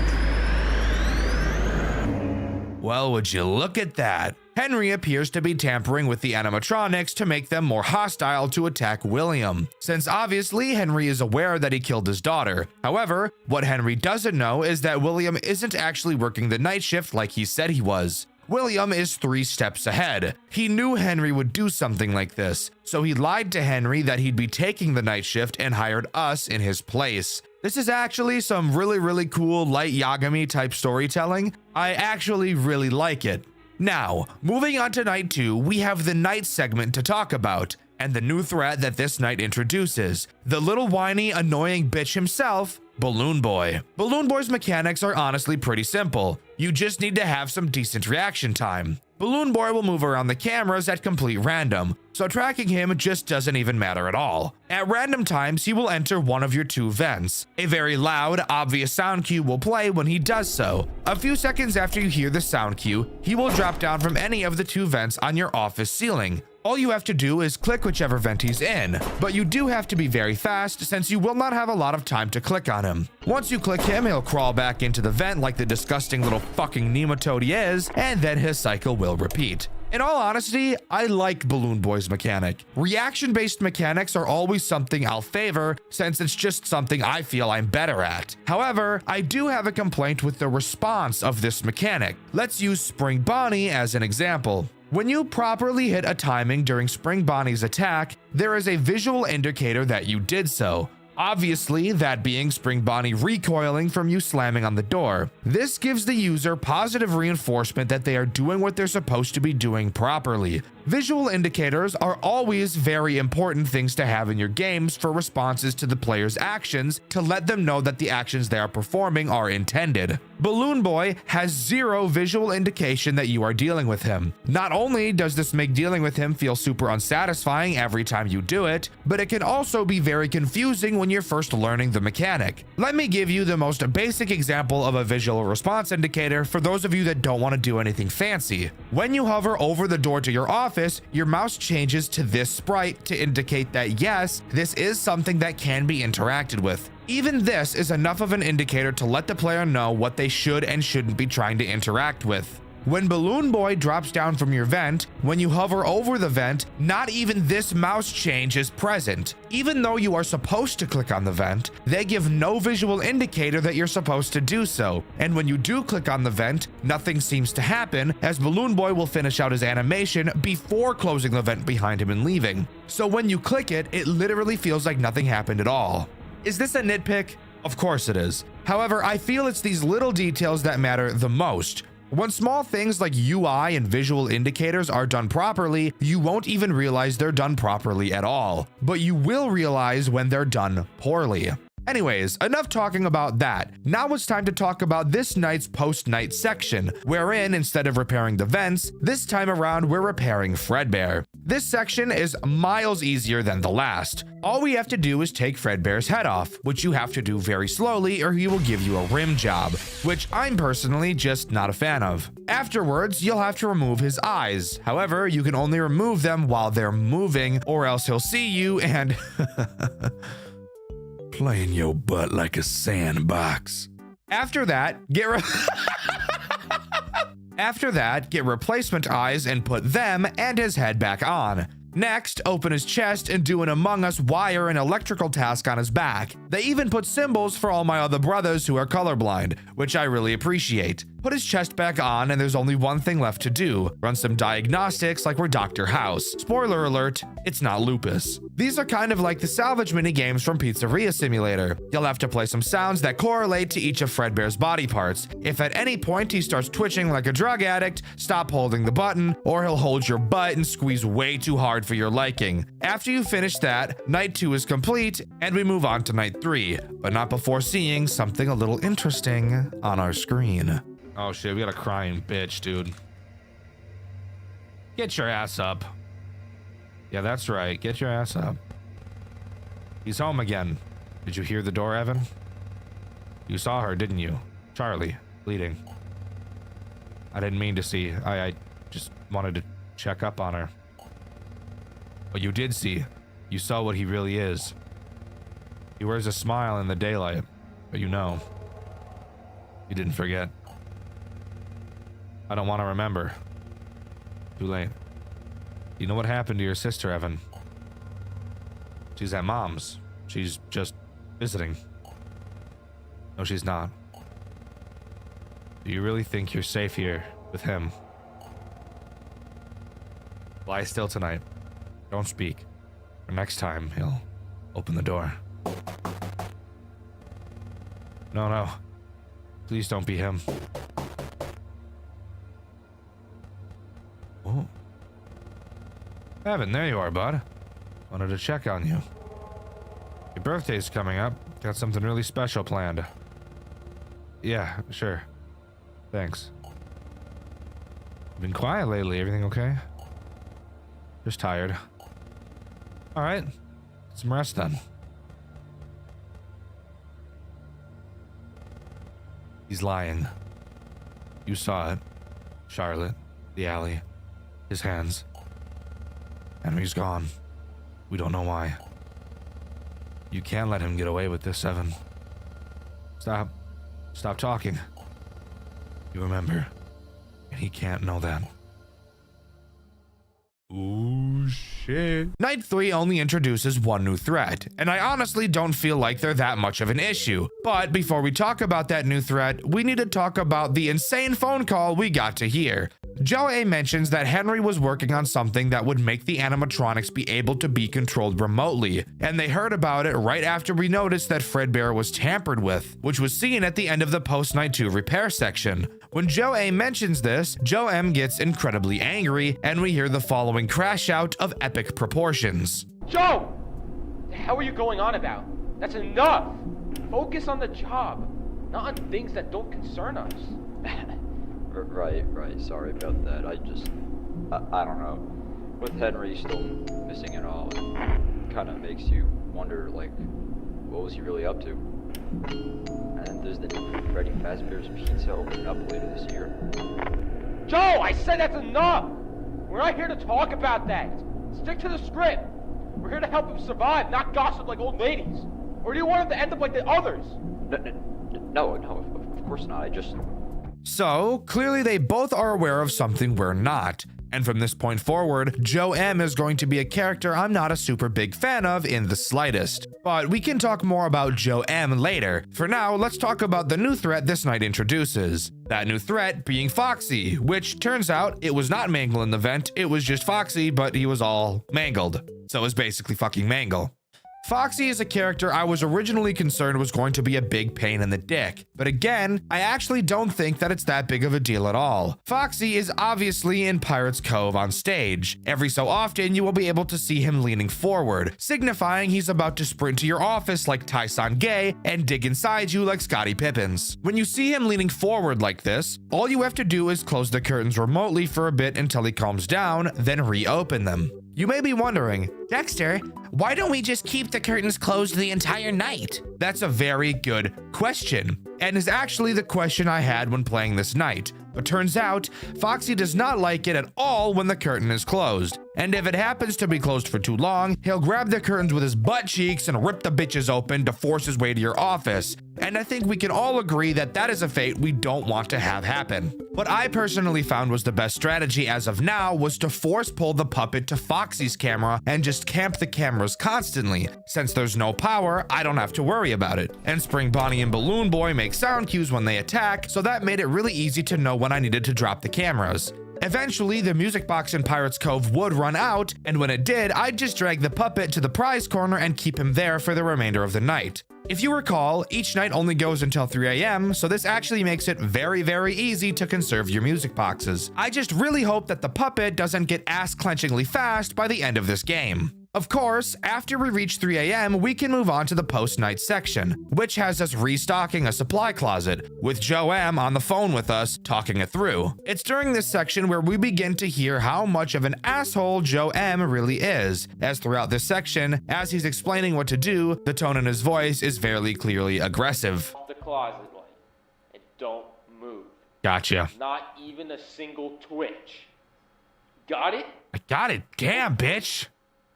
Let's stock the shelves fast and clean. It's the goal, asshole.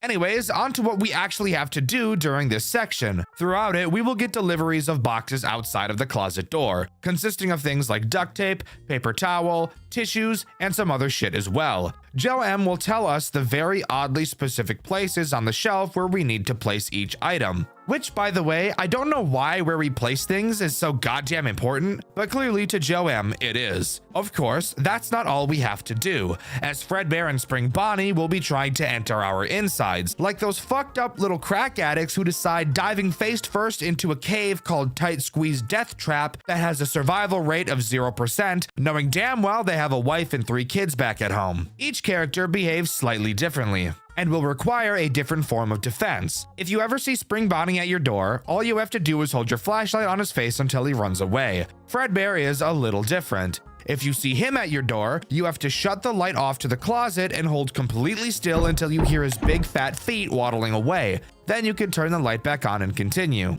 After you stock every item and fill the shelves up, Joe M abruptly hangs up on us. No goodbye. Closet stocked. You're done. Good. Why is he such a dude? Why is he such a dickhead? I have no idea what got into him. He's acting like we're the ones who brought up Henry's new experiment on the phone. It's not my problem, asshole. Anyways, on to night 4. I don't care. Take care of Joe A. He's gonna get us all in trouble. Hey, champ. You like the yellow ones or the red ones better? You know, I didn't get a party like this when I was your age. Back then, we didn't have animatronics singing our name. I don't want them to sing to me.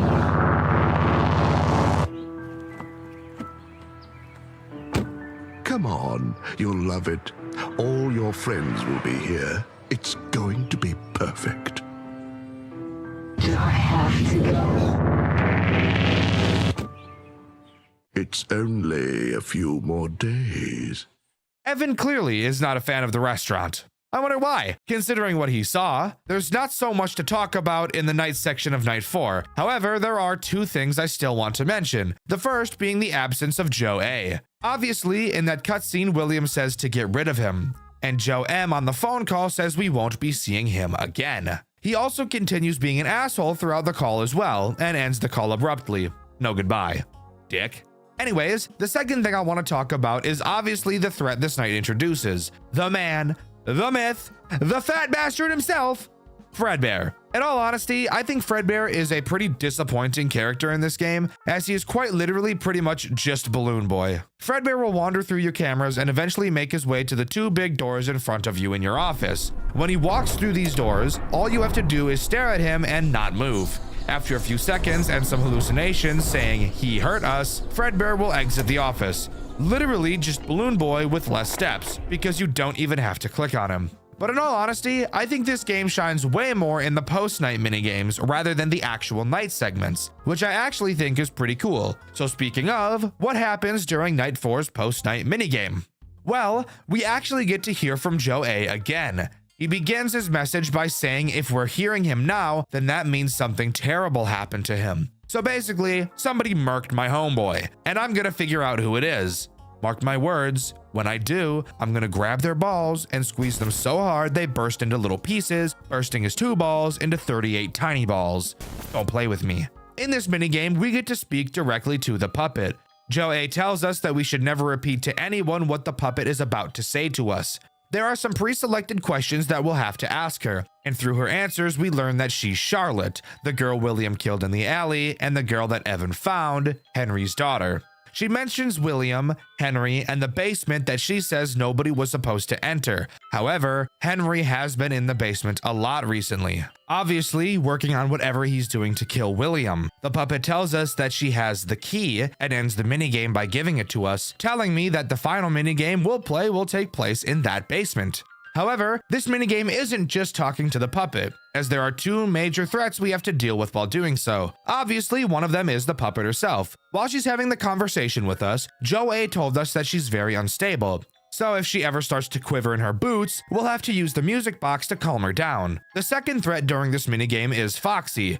He will eventually wander into the prize corner with us, attempting to lick up the nape of our neck. He has several positions he can be seen in. If at any point he starts twitching like a drug addict, you'll have to pull the spring lock override switch to reset him. However, resetting him will also cause the puppet to go crazy mode, and you'll have to immediately use the music box to calm her down again. After we get the key from Charlotte, we can move on to Night 5. Speaking of night, there is a metric fuck ton to talk about, so let's waste no time. To start, the night section is just a harder version of Night 4, so we can completely skip over that as it's not interesting at all. However, the post-night minigame is something crazy. These machines were meant to be the future, William. The start of something new. Freddy Fazbear's Pizza. A place where children can laugh again.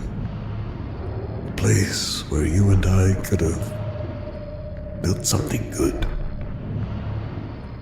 And just like that, we've entered the basement where the original 4 animatronics are present and ready to eat our bussy. This minigame feels very reminiscent of Night 1's post-night vent minigame, where we have 4 different tasks to complete while being attacked. Each task we have to complete relates to one of the characters. Each has a different task we have to perform, while that task's respective character tries to insert itself inside of us. To start, let's begin with the main office area. There is a notepad on our desk that explains in detail how to deal with each character, but I'll be doing that for you, so we're going to ignore that part. What is important is this code on the bottom line, which gives us a termination code for each animatronic. After completing their task, we'll have to type this code into the computer to disengage them. While in the office, each animatronic has the chance to appear. When they do, just hide under the desk until they go away.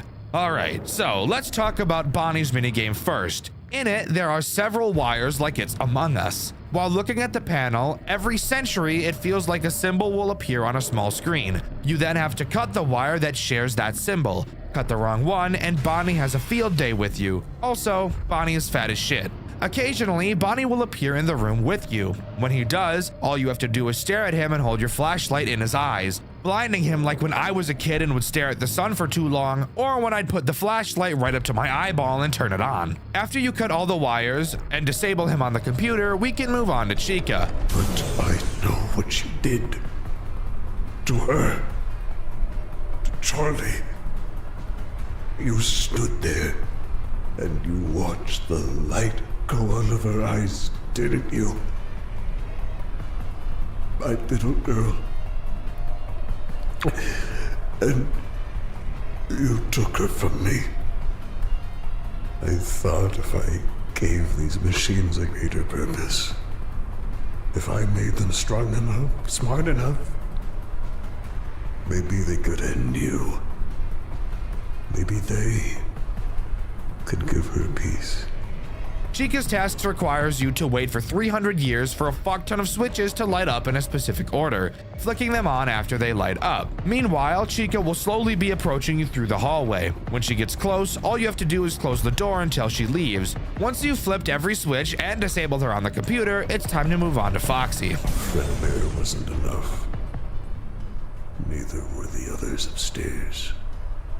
You slipped through again, like you always do.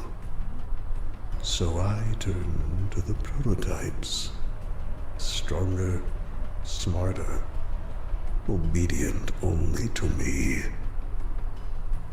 Never to you. Foxy's minigame is by far the best in terms of it not taking 6,000 light years to complete. All you have to do is spin this crank in a circle more than I throw my ass in a circle when I play a FNAF game with no power and no music box. While you do this, Foxy will slowly appear out from behind the curtains. All you have to do is occasionally pull them closed and he won't be able to get you. Terminate him on the PC and we can move on to Freddy. I rewrote their code, set their purpose. Freddy, Bonnie, Chica. The ones buried down here. They were meant for you, William. To tear you apart, piece by piece, until nothing is left. Freddy makes me want to die, easily being the most annoying character in this entire minigame. All you have to do is hold down a lever while a meter very painstakingly slowly fills up. Occasionally, Freddy will enter the room, and all you have to do is stare at him and not move until he goes away. The only problem with this section of this minigame is that it literally takes like 5 fucking minutes. It's ridiculous. Of course, terminate him on the computer, and the night is over, giving us this final, insane cutscene. It's a pretty long one, but you're not going to want to miss it. I can't forgive you. Not for Charlie. Not for Elizabeth. Not for any of them. I don't know how, but you seem to destroy everything you touch. I want you to remember this. Remember what you stole. Because everything I've built since that night has been for her. You will die here, William. And you will suffer. Thank you for getting rid of them for me. But I can't let you walk out of here with all that, John. Nothing personal.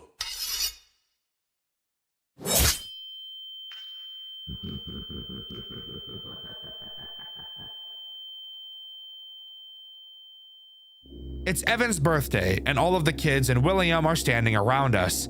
Henry enters and mentions he needs to talk to William. William, being in the spring Bonnie costume at the time, agrees and they head into the back room. Evan goes to follow them, but Michael drags him to Fredbear to do exactly what you'd think. I'll let the rest of the cutscene speak for itself, because it is truly one of the craziest things I've ever seen.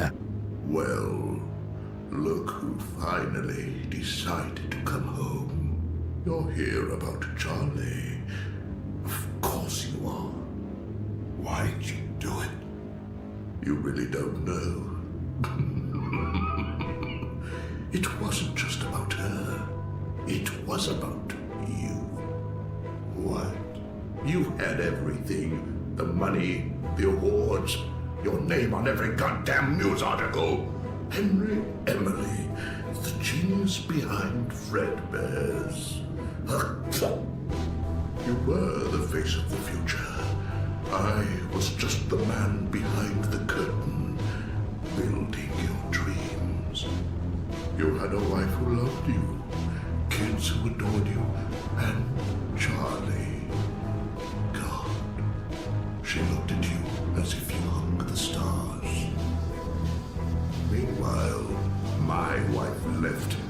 Michael hated me. Evan feared me. And Elizabeth. Elizabeth got close to one of my creations, and I just let it happen. Because that's what I do, Henry. Everything I build turns to rot. But you kept building a dream. So I tore it down. I took something you'd never get back. Not because I had to, but because I could. I wanted you to wake up like I do, empty. Come on, give him a big old birthday kiss. Michael! Oh, he's gonna cry again. Michael! She was just a child.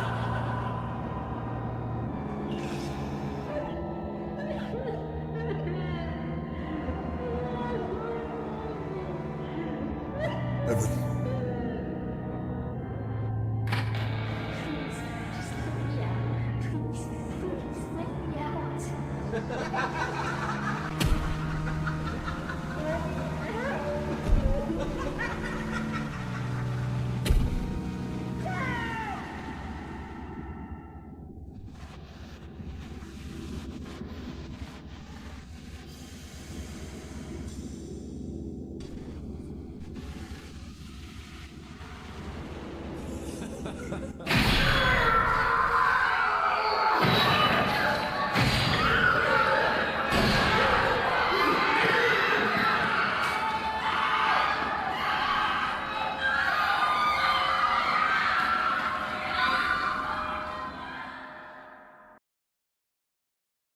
Holy shit.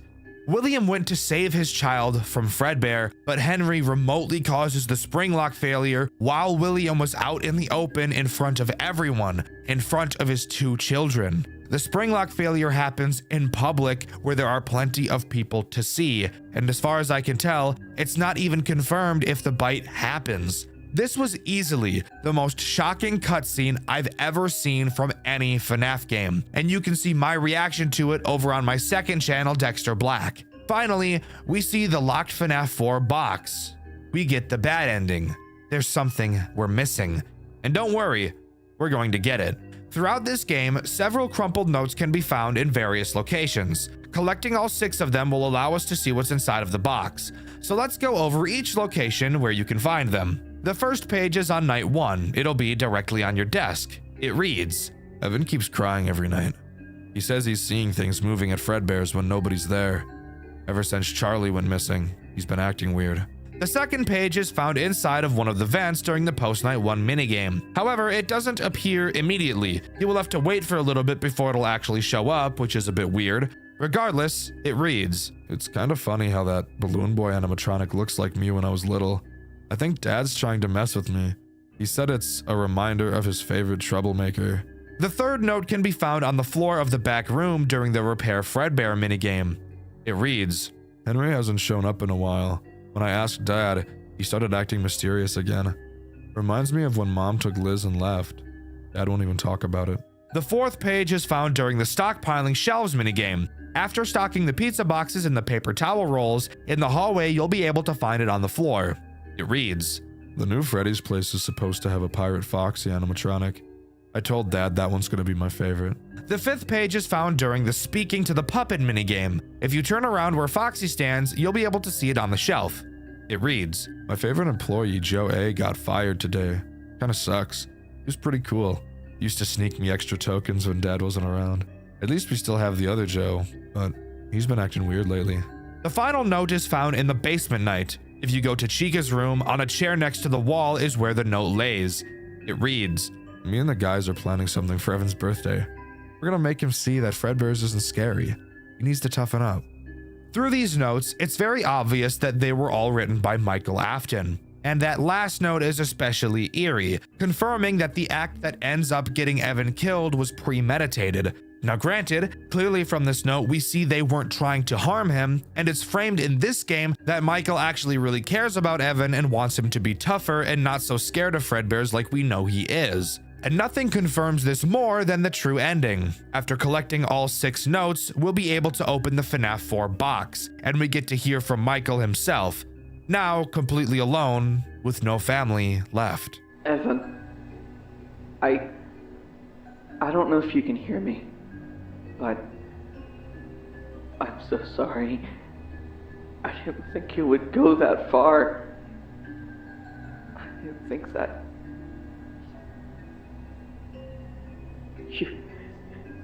you were always scared of that place, and I made it worse. I thought maybe you'd laugh, or at least see it wasn't real. Dad's gone. Right after it happened, his body disappeared, just vanished. Now it's just me. I didn't mean to hurt you, Evan. I didn't mean to scare you. I just wanted you to stop crying. To stop being afraid. But I messed up. I'm gonna fix it. I don't know how yet, but I will. I'll stay here. I will put you back together, and then I'm gonna go find him. I'm going to go find Dad. Wherever he is. I don't care how long it takes. Evan, just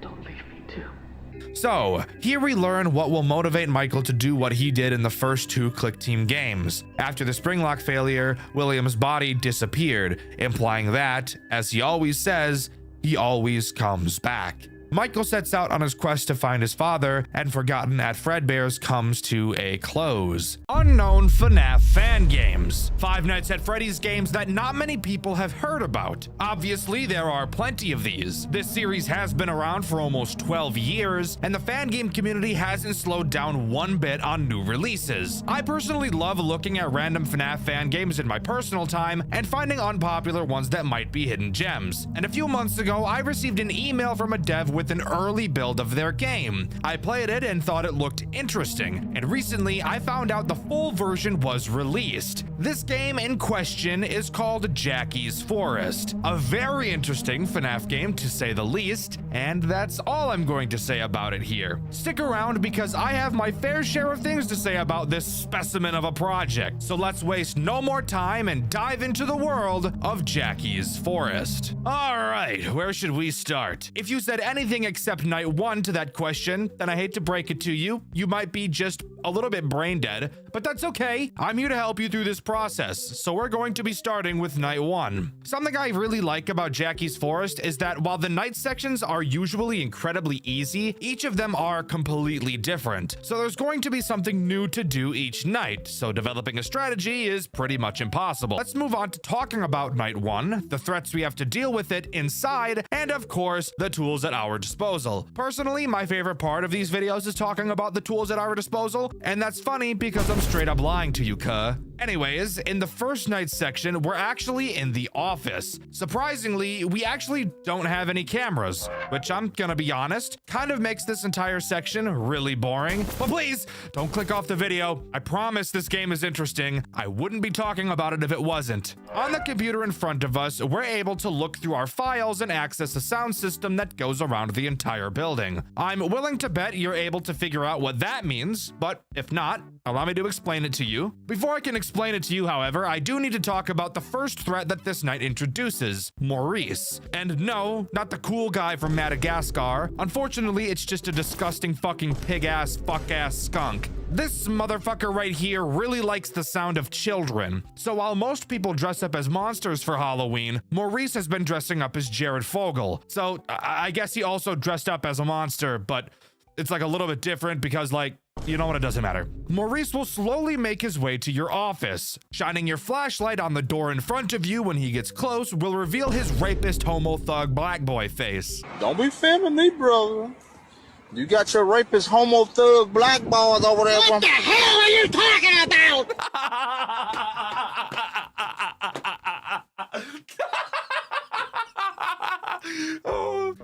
All you have have to do when you see him is play a sound from another room in your control panel to lure him away. However, this is where I have to talk about a truly disturbing and butthole-ripping mechanic this character has. Do you guys remember the dreaded 1 in 7 from FNAF 3 with Springtrap? Yeah? That mechanic that gives Springtrap a 1 in 7 chance to just ignore the audio lure? Yeah, well, Maurice has that too. Except this time around, instead of 1 in 7, it's borderline 1 in 2. Because this motherfucker does not move a goddamn inch, and I'm sick of it. The dev really thought, I know how I can make this character work. How about I make his entire mechanic just spamming a button until the player flips heads on a coin flip? Fuck him. But whatever. Once you eventually get lucky enough, Maurice will be dragged away. However, as I'm sure you could have guessed, that is not the only character active on this night, because if it was, this would easily be one of the most piss-poor sections from any FNAF game I've ever covered on this channel. So, who's the other little gooner we have to deal with tonight? Well, that would be Jackie, the character from the title of the game. You know, I always thought it would be pretty funny to make a FNAF game called Five Nights at whatever the fuck the name I choose is, and then never add a character with that name. Like, imagine Five Nights at Ronald's, but there's never a character named Ronald in the game. I don't know, maybe my sense of humor is just retarded, but I think that would be really funny. Anyway.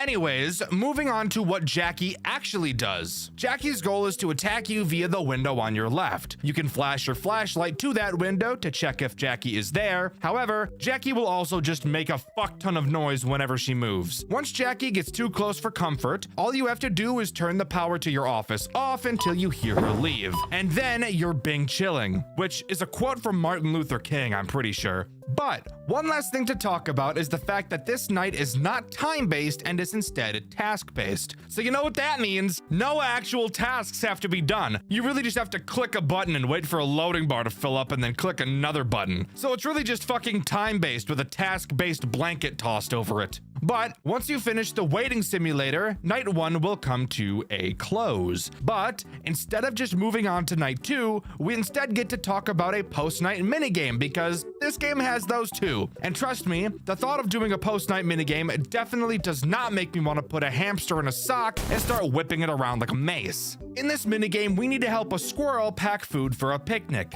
Seems pretty simple, and simple it is. Our first options for food are a piece of cheese or a fucking boot. Let's think about that, you stupid retarded ass squirrel. Have you ever eaten a boot? No, those go on your fucking feet. Next, she asks us what we can eat with the cheese, and our options are crackers or a fucking broken CD. Dumb bitch, why the fuck? Dumb bitch, why the fuck do you even have a CD that's broken? What could possibly be the point of keeping something like that in your house, hoarder? Throw it away, trailer trash. Next up, we've got to add some fruit. So she asks us what kind of apple we'd like to bring to the picnic. Except instead of the options being Honeycrisp, Granny Smith, Gala, or whatever the fuck, the options are apple or apple core. Jesus Christ, bimbo bitch. An apple core? That was on your list of things to possibly bring? You're wasting my time asking me these dumbass questions. For fuck's sake, what's the next question? Let's just fucking get this over with. Next, we have to bring some dessert, and our options are chocolate or a fucking battery. I bet these bitches aren't even charged either. Just some dead ass batteries for us to shove up our ass. No, we're not eating batteries. Are you a baby? A stupid drooling baby? These questions are so simple, for God's sake. Next up, we get to choose a drink. And the options are an orange juice box or unlabeled broken ass bottle with who the fuck knows what in it. I'm just done, guys. This is making my head hurt. No fucking shit, we're gonna take the juice, you dumb bitch! I swear to God, intelligence is chasing this squirrel, but she's just so much faster. Hopefully, she doesn't ask another retarded question, because just like Kanye, I don't like retarded questions. What? Please, next question. Please don't ask me any retarded questions. Now, where should we pour our drink? Are we serious right now? Are we actually so dead ass in this moment? Why the fuck would we pour the orange juice into some fuck-ass rusty can with sepsis on it or some shit? And why would we pour it into the normal-looking mug anyways? It was already in a fucking box with a straw. Guys, Sandy Cheeks has gotten a big downgrade. I hate this squirrel. But we have one last question. Please, don't be something stupid. Now the most important part. What is the core of all life forms? Oh. A computer chip or a pulsating brain. I don't really know why the brain is pulsating. They don't really do that. It's not a heart, but I guess I'll be picking that one. Cool. Anyways, then we go to the door to see our friends, but before we can leave, she says this. Oh, silly me.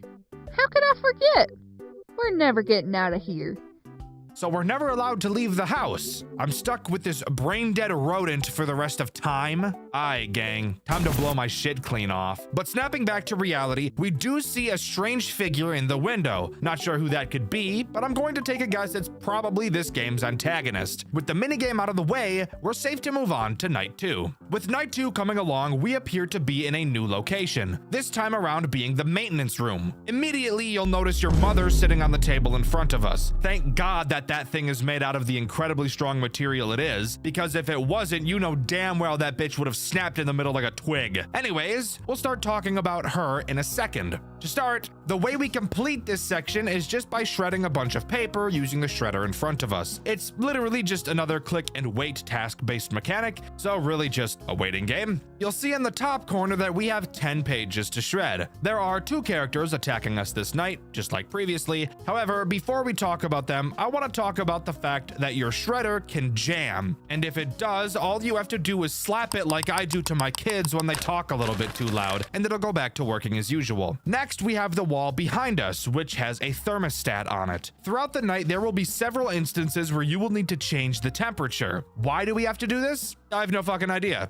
Just accept it and do it, you little piglet. If you don't keep the temperature in the right spot, then you'll either die of a heat stroke or get hypothermia and die. Either way, you're dead, so just keep it at a crisp digit. Now we can move on to talking about the characters we have to deal with on this night. And of course, we'll talk about the beastly woman that is your mother first. What she does is incredibly simple. Occasionally, she'll look up at you like she thinks you're the waiter at the restaurant bringing her slop over. All you have to do is stare at her until she snaps out of it, and then you can continue doing what you were doing. Notice how your mom doesn't get up off the table either? That's probably because it's incredibly difficult for her to lift her cankles up. First world problems, am I right? The only other threat on this night is Maurice. Maurice will try to sneak up on you through the door in front of you. Apparently, we're not allowed to just keep the fucking door closed, so we'll have to hold it closed ourselves. Maurice is very quiet, so you'll have to check the door constantly to listen for him. If you hear him there, just hold the door closed and eventually he'll leave and you can go back to doing what you were doing. After shredding all 10 pieces of paper, night 2 will be completed and we can move on to the next post-night minigame, which hopefully this time will not make me want to nya paka and then do something with a train. My Russian homies know what I'm talking about. Come on, high five,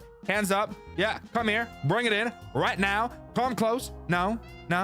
Okay, that's fine. That's okay. All right, so this minigame is just nearly as infuriating as the last one is, but I'm going to try to hold my tongue for as long as I can. In this minigame, we have to help the skunk that looks like a wolf set up a tent. So of course, the first step to setting up a tent is picking the biggest bag of marshmallows we see. Literally, what the fuck is this? You don't need marshmallows to set up a tent, you dirty slut. After picking the biggest bag of marshmallows for the skunk and his fat fuck friends, miraculously, the poles for the tent appear. And I'll be honest, I'm not a big camper myself, but I'm pretty confident that that is not what the poles of a tent look like. Next, we have to pick out enough sleeping bags for everyone that will be sleeping in the tent. All right, yes, that makes sense. Finally, something here that doesn't piss me off. And when we select the correct number, somehow the tarp is placed over the tent instead of the sleeping bags appearing. Fantastic. This makes so much sense and totally isn't about to make a blood vessel in my eye explode. Next, we need to pick a super long rope. Now at first, I thought we would use these ropes to connect to the stakes that we're going to put in the ground. But instead of that, after selecting the longest rope, we just put the stakes in the ground and just punch that rope into the fucking woods or something, because as you can see, they're nowhere to be found. After we finish the tent, all we have to do is wait for the other people to arrive. Except while we're doing that, it appears that Maurice is hit by a fucking semi or something.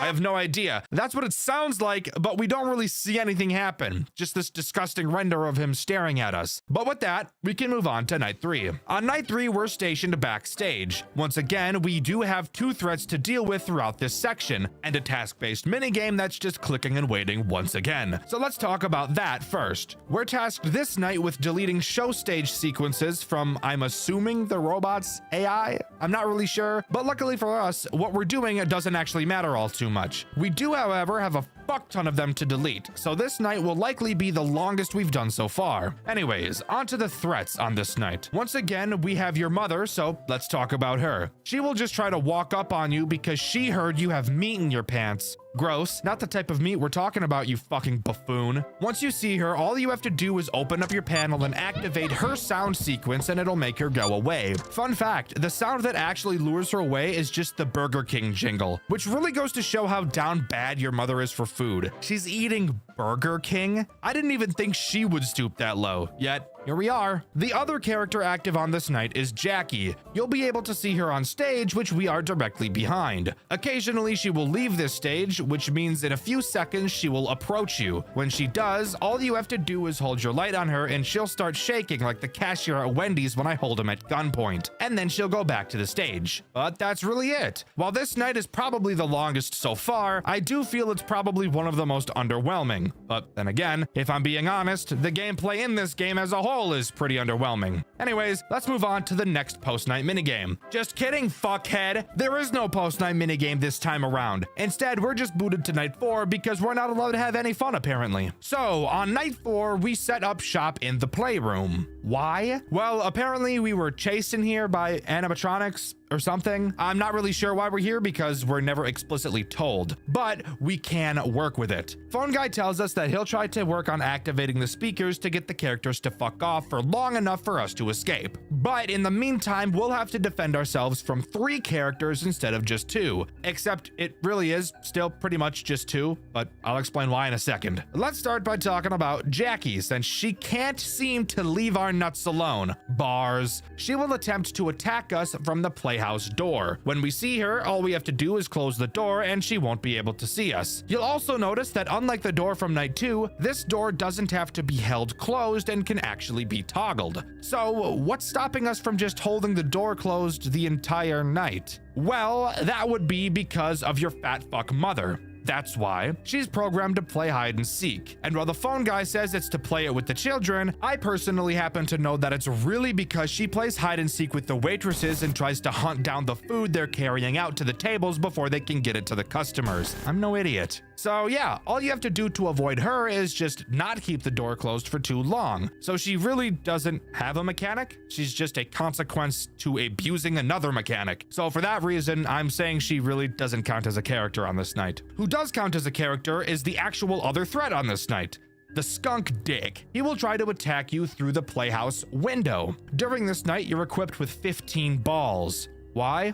Because he's a dick, that's why. Whenever you see Maurice appear outside of your window, just throw one of the balls in his direction and that'll distract him for a while. We obviously can't spam these balls since we only have 15 of them, but if we need to, I'm willing to BME Pain Olympics myself to get 2 more. But with that, that's really all we have to do. No task this time since we're surviving, so it's a pretty typical sit and survive kind of night. But with that, this night will come to a close and we can move on to the next post-night minigame. In this minigame, we have to help your fat shit mom bake a cake. She says it's because she invited her friends over for a sleepover, but we all know your mom ate her friends because she was hungry. So she's really just baking this cake for herself, fat ass. To start, we need to grab the butter. Thankfully, it appears this time that there's nothing fucking stupid to piss me off. The only thing that really does so far is the fact that the egg, for some reason, has way more white than yolk. Like, way more than usual. That does not look natural at all. Somebody has got to check the chicken that shot that fucking thing out of its dick. Eggs come out of the dick, right? Next up, we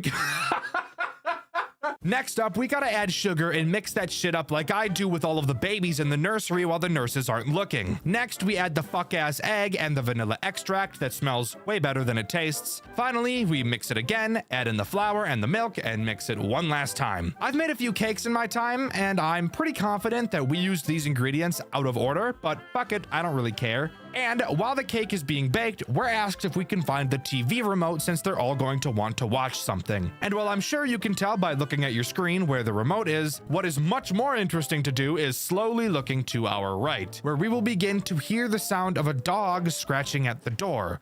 Click on the door, and we see this. Are you lost, little one? I'm looking for my dog. A little white one? Yes. Have you seen him? Yes. He's here with me. He misses you a lot. I was looking for his owner. Can I please see him? Of course. Come with me.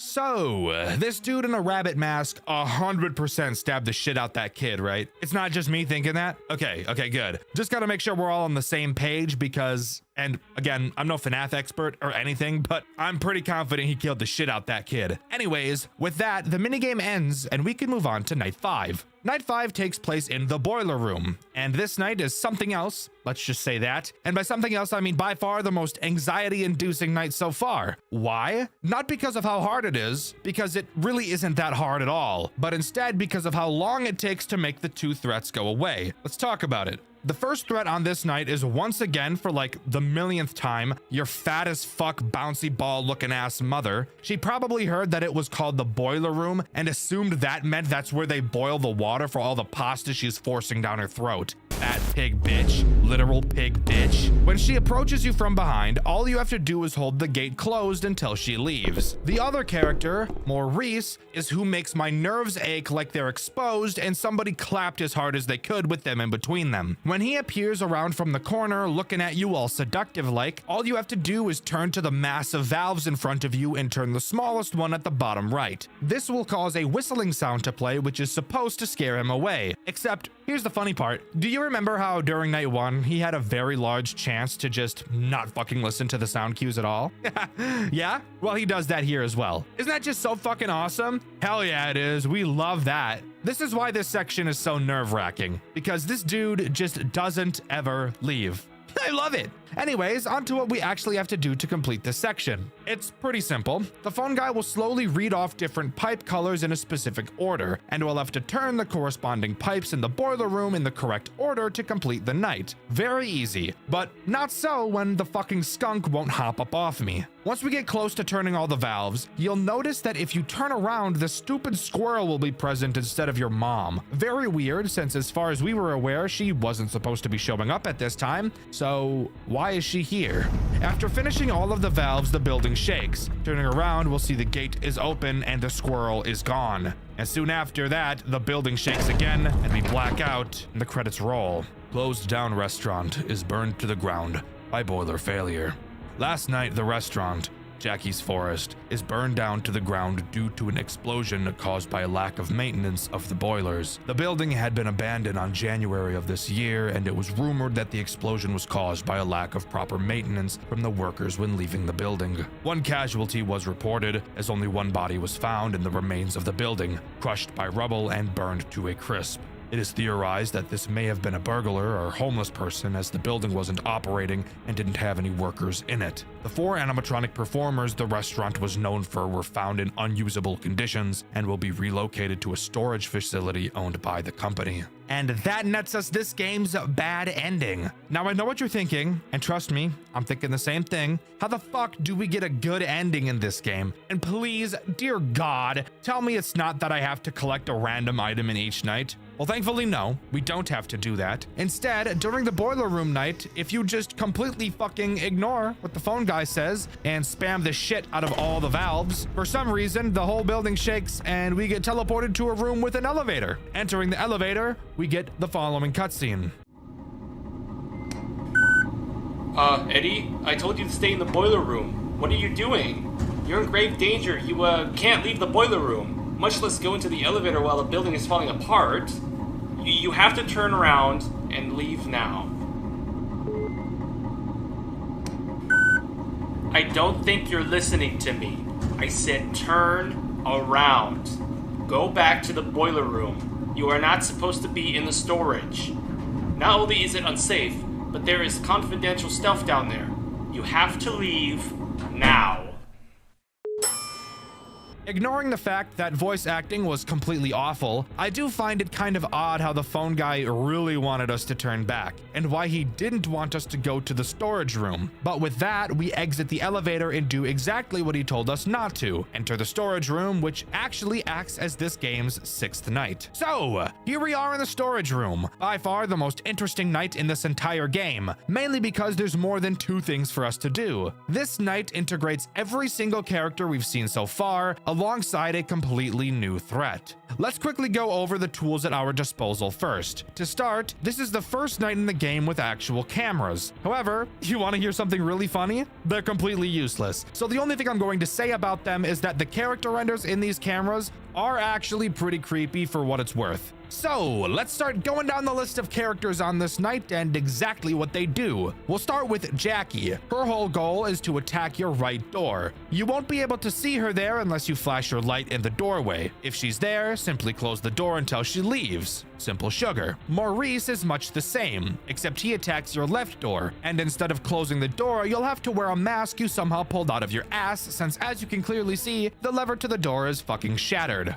The next character to talk about is your pig bitch of a mother. She will try to attack the giant hallway in front of you. When you see her there, all you have to do is pull down the massive gate and she won't be able to get in. As you can probably tell, just because there's more characters in this night in no way means that this game gets any bit harder than it has been. But finally, we can talk about the brand new character on this night. I don't know its name because we're not told, but I'm just gonna call it the Prototype, since I bet that's how uncreative its actual name is. Hey, recording Dxtr here. I went into the custom night. Its name is Nulls. So yeah, just keep that in mind. I'm going to keep reading it as Prototype since that's how I wrote it and I'm lazy, but just know it's Nulls. The Prototype has 2 ways to attack you, your left door and the hallway in front of you. For both instances of attack, all you have to do is put your mask on and it'll go away. This night is really fucking boring, guys, I can't lie. But with that, just survive until 6 a.m., which is much shorter than most FNAF games, and we get a new newspaper clipping. Engineer arrested after evidence is released by fire survivor in Jackie's Forest restaurant. Last night, the restaurant Jackie's Forest burned down to the ground after an explosion caused by boiler failure. The failure was caused by Eddie Garcia, a worker who was misinstructed by Harvey Turner, the engineer of the restaurant, who is being charged with attempted murder and obstruction of justice after it was revealed by Garcia that Turner had sent him to destroy incriminating evidence from the building. Garcia was able to survive and escape the fire and is being sentenced to home arrest for complicity, while Turner will be kept in custody while the case is investigated. Some evidence links him to 2 local cases, but nothing is confirmed yet. The restaurant had closed in January of this year, rumored to be because of the Maddie Denton case, a 7-year-old girl who went missing in the restaurant on September of last year. And with that, we get the good ending. As far as I'm aware, no more lore as to what the fuck is going on with the weird dude or the dead dog or the dead kid, so I'm just gonna leave it and pretend like it doesn't exist. I mean, I guess if you want to analyze it quickly from that newspaper clipping, it's kind of hinted that Turner, or the phone guy, is the one that killed the girl and the dog or something. I don't fucking know. But with that, that's all Jackie's Forest has to offer. Like I said, I was actually sent a demo of this game a few months ago by the devs, which only had the first 2 nights. And I remember thinking that this game could do something pretty cool if they polished it up a bit. And while from the demo I got, the game has definitely gotten a small upgrade, I figured I should give it a white video the moment I saw the full version was released. Overall, Jackie's Forest tries to do a lot of things, but I personally think it falls short in all of them. I don't think it does a very good job at telling its story, considering I was literally able to piece together pretty much none of it. I know there's at least 1 dead kid and a dog and some weird stranger guy that probably killed some kids, but who is he? What does the Prototype thing have to do with anything? And who are any of the characters besides our own and the phone guy? That's just completely unknown to me. And on top of that, while each night is unique and I do really like that, I just feel like each night could have had something more. Because as this game stands, while I do like the character designs, I do think that those are the only memorable parts of this game. Depravity. something that plagues several corners of the internet. Whether you like to think about it or not, disgusting people lurk everywhere. They're in every community, interacting with countless people, and in the worst cases, interacting with minors. They corrupt even the most wholesome of communities and snake their way into people's trust. But even the slimiest of snakes get the light shined on their dark desires eventually. And while it may hurt people knowing that someone they looked up to or someone who created something they really enjoyed were one of these snakes, it's always important to remember, though, that a bad apple doesn't always spoil the whole orchard. Today, we'll be talking about an incredibly infamous game in the Five Nights at Freddy's community. I'm not the first, nor will I be the last to speak about it, but I and many other sensible people are capable of separating the art from the artist, and are plenty capable of commenting and criticizing a piece of media without attaching its creator to it. And that's what I'm going to be doing today. Towards the end of this video, I will also be talking about the creator of this game to give you a better understanding of what he was like before he seemingly left the internet. If things are about to get uncomfortable or depraved, I will give ample warning before we talk about said subjects. But in general, viewer discretion is advised. Come with me as we dive into the sick and depraved world of Dormitibus. But before we talk about the disgusting story of this game that would make most normal people want to throw up, we first have to talk about the actual gameplay, which I'll tell you is definitely something. I'll let you be the judge of whether or not it's actually good. There's no better place to start than Night 1, which I will mention, Dormitibus takes a different approach to nights than most FNAF games. Generally speaking, FNAF games have 5 nights, corresponding to 1 work week on the job, with a typical 6th day of overtime and 7th optional night to round out the week. Since in Dormitibus we play as a character who isn't actually working anywhere, Dormitibus is not tied to a typical week, instead having 10 nights rather than the typical 6. So let's dive right into Night 1. Let's start by talking about this goofy-ass office. You can travel from one side of the office to the other. One side of the office lets you look at your cameras, and the other side of the office has literally fucking nothing. But I'll go over why the useless side of the office is technically not useless in a moment. Another question you may have is, why the hell do we run under the table to get to the other side of the room when there's plenty of space on both sides of the table to walk around? Now you see, the answer to that question is fuck you. But now let's actually talk about some animatronics. As usual, I will explain each animatronic as they're introduced into the game, and on Night 1, we only have one animatronic to deal with, that being Havoc Freddy. Try your best not to focus on these goofy-ass designs. They have their own charm, in a way. Havoc Freddy is one of the most simple characters in all of Dormitibus. Freddy will move throughout the cameras, slowly inching towards your office. He arrives at your left door, and when he does, you can turn to your left to double-check that he's there. You'll be able to see him peering in at you. When he's there, you'll need to run to the other side of the room. At that point, he will almost immediately go away. I have no idea why this scares him away. I guess he's brain dead, but I'm not going to complain about an easy mechanic. Fun fact, you can actually make this mechanic even easier by never even checking if Freddy is at your door. Freddy makes a very noticeable sound cue when he arrives at your door, that being the sound of a door creaking directly in your left ear. I wonder if the other animatronics will be any harder. As mentioned, Havoc Freddy is the only enemy in Night 1, so beating it should be a cakewalk. What does Night 2 have in store? Well, Night 2 doesn't have Havoc Freddy present, and this is where I want to bring up something about this game that I actually think is pretty cool. In most FNAF games, as the nights go on, more and more animatronics will be added, and on top of that, they will become more and more aggressive. Dormitibus takes a different approach. Because of how many characters there are, it would not be possible to deal with all of them at once if their AI levels were super high. So instead, the game experiments with animatronic combinations, pairing a few animatronics together, rather than throwing all of them at you at the same time, which I think is actually pretty cool. But for animatronics in Night 2, we have Havoc Chica and Am I Real, also known as Cake Bear. Let's start with Havoc Chica, as her mechanic is the easiest to deal with of the two. Havoc Chica is pretty much just a slightly more annoying version of Havoc Freddy, with one deep, cutting, wounding flaw that I'll get to later. Chica will move around the building and make her way to your right door.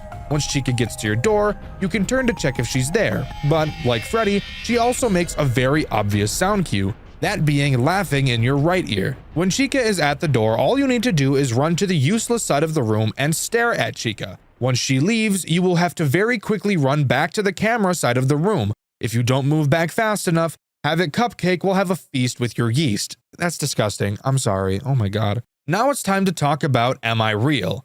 Am I Real moves around the cameras at random. Whenever he enters a new camera, he will audibly state which camera he moved to. Once you hear him say a camera, you will have to switch to that camera and check which form he's in. Am I Real has two possible forms, one form being Am I Real, a gross Springtrap looking design, and the other form being Cake Bear, a much more normal Freddy looking design.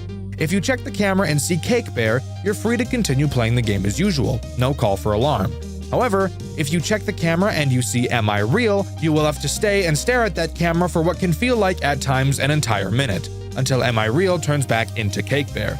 Now, this may sound scary, especially when you think about the fact that in order to run to the other side of the room to avoid Havoc Chica and Freddy, you have to turn the cameras off. But the game knew this would be a problem, so when you shut the cameras off to move to the other side of the room, it will still count as you staring at that camera, meaning that Am I Real will still turn back to Cake Bear even if you're on the other side of the room, as long as the last camera you were looking at was Am I Real's.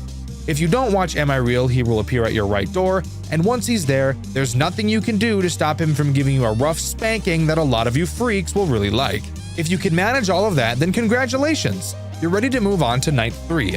Night 3 uses Havoc Freddy, Am I Real, and two new characters, Soul Cage and Molten Evil. I'll cover Molten Evil first. Molten Evil will only ever appear in your office. When you see him, he will start to cover your screen with blue plasma. Once this plasma is on your screen, you will have to play dead by looking up at the ceiling. Don't ask, I know it doesn't make any sense, but just pretend like it does for me. After looking at the ceiling for long enough, the plasma will go away and you'll be safe to look down again. If you look up before the plasma is on your screen, Molten Evil will wait until you look back down before putting the plasma on your screen, so looking up early really only just stalls him. Soul Cage is somewhat similar in a way. Soul Cage will move around the cameras and slowly piece itself together. Once it's put together fully, it will make its way to your right door. Once he arrives, he too will play a sound cue to let you know he's there. When he does, you'll have to look over at him. Afterwards, he'll enter your office and move up onto your ceiling. In order to get him to leave, all you have to do is stare up at the ceiling at him until he goes away. If you haven't noticed yet, every single character can be dealt with by staring at them. And if you're hoping that the other characters will be different, most of them will cause you to be sorely disappointed. Hate to break it to you. Wait, who am I kidding? I love breaking bad news. Night 4 only introduces one new character, but the returning characters are Havoc Freddy, Havoc Chica, and Am I Real. The new character is Havoc Puppet. Havoc Puppet moves around the cameras and makes its way to your back window, which is located right behind your computer. Once Havoc Puppet appears in your window, it will make a very noticeable sound cue.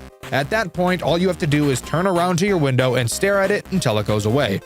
Are you starting to notice a possible game mechanic flaw with Dormitibus? Literally every character is answered by looking at them, and that's literally it. Hopefully, we get a new character soon that's at least a little different. Holy fucking shit, this new character is bullshit. Okay, let's take a step back and relax for a second. Every character up until this point has been Baby Caca Easy Mode.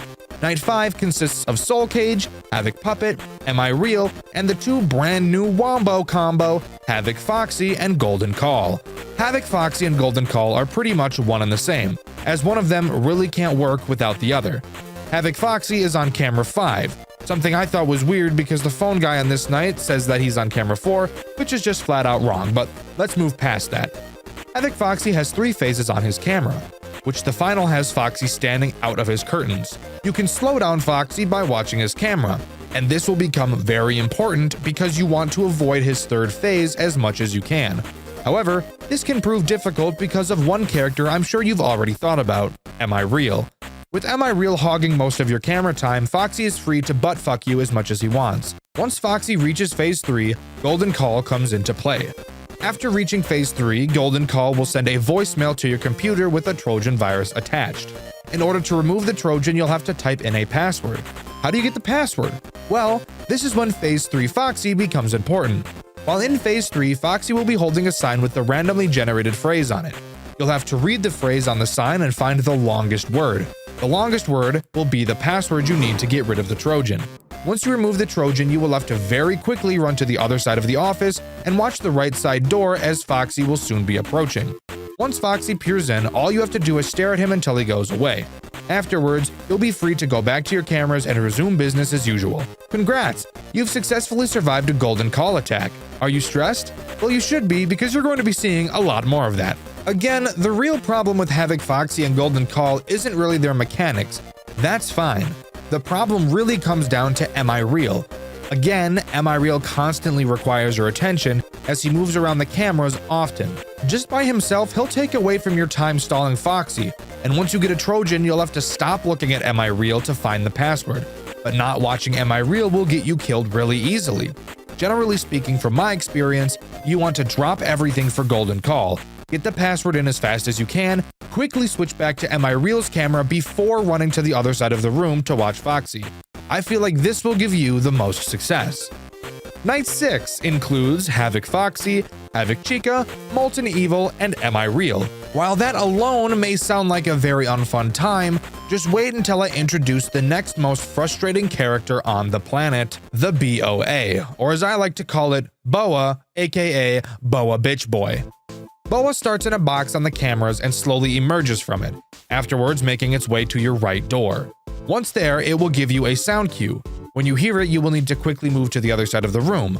Something pretty interesting about Boa is that he actually speaks to you. If you run into the other side of the room, Boa says this. Once you get to the other side of the office, just like most characters, all you have to do is look at it. You might be wondering why this character is so frustrating if he acts exactly the same as Havoc Chica. Well, the answer to that question is simple. Boa Bitch Boy sits at your door for approximately 17 years, and that number came from countless hours of crunching the numbers, analyzing algorithms. I promise it's very accurate.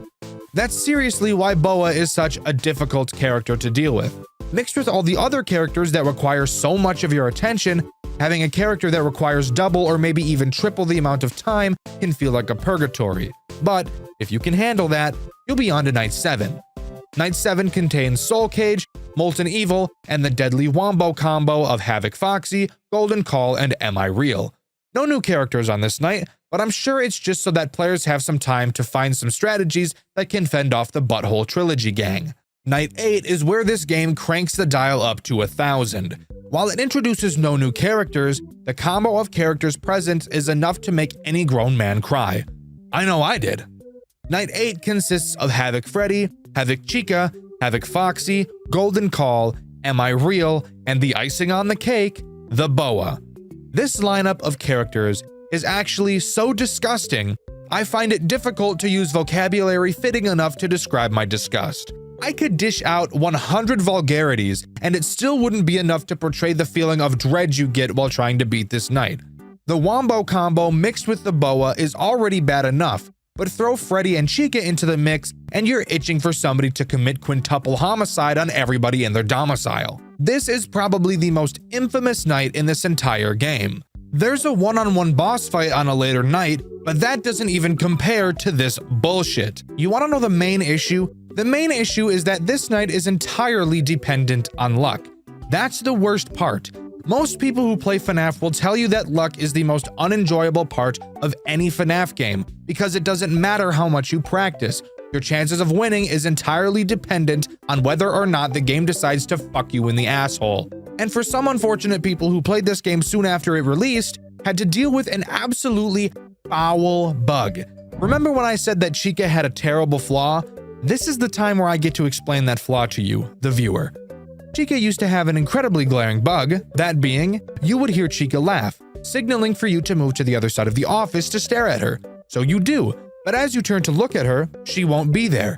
Moments later, Nightmare Cupcake would kill you, almost like you ignored Chica altogether, but you know you didn't, and she just didn't appear. This would happen incredibly frequently. Fun fact, it was actually this exact bug that made Dawko give up on this night and skip it. I can only imagine how incredibly frustrating it must have been for players to pour so much time into this night, get to 6 AM, only to then die because Chica decided she didn't want to work. Absolutely foul. I never had to deal with this bug, so it appears to not be a problem anymore, but let me know in the comments if you've experienced the problems with this Havoc Chica bug. If you can somehow manage to keep your sanity intact through night 8, then you can finally move on to night 9. And let me tell you, it will feel incredibly underwhelming because night 8 is so much harder. Night 9 consists of Soul Cage, Havoc Puppet, Havoc Foxy, Golden Call, Molten Evil, and Am I Real? Can you figure out why this night is easier than the previous? Yeah, you're exactly right. It's because the boa isn't there to slam your dick in a car door. I don't have much to say about this night, honestly. The voice acting of the phone call is pretty questionable, but I'll talk more about the phone calls in a while. Night 10, however, I do have something to talk about. Remember how I said one of the nights in this game is a one-on-one boss fight? Yeah, this is that night. You go up against a character you haven't seen before named Garvey. Now, since Garvey is the only animatronic on this night, you may think it's going to be easy. And while I'd say it's still easier than night 8, it's definitely not easy by any means, so get that thought out of your head right now, bucko. So I'm going to warn you ahead of time that Garvey's mechanics are not technically difficult, but you'll understand why he's such a pain in the ass as this explanation goes on. Let's get one huge problem out of the way. You're only allowed to be looking at the cameras for a specific amount of time throughout the night. The more you look at the cameras, the darker your vision gets. It's definitely slow, but once it starts to get dark, you'll totally be able to tell. Garvey can attack from 3 different locations. Think of these locations as the left, the middle, and the right. Left and right are the most straightforward. You will have to listen for Garvey's laughter. This will give you a pretty clear indication of which side he's about to attack you from. At this point, you must open up the cameras. This is the part where I should mention that there's been a vent toggle button on the cameras this whole time. I never brought it up because it hasn't ever been important up until this point. After you pull up the camera and toggle the vents, you must click on the vent of the side Garvey is coming from. This will temporarily slow him down. At this time, you must very quickly run to the other side of the office and stare at the door he'll be coming from.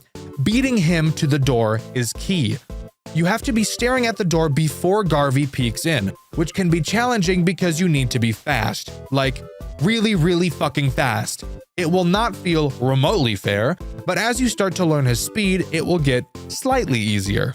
Which, like, no fucking shit, that's how practice works. Insane that I have to explain to you how practicing works, and yet, here we are. Now, there will come a few times where you will hear his laughter in both of your ears. At this time, all you have to do is look straight up at the ceiling.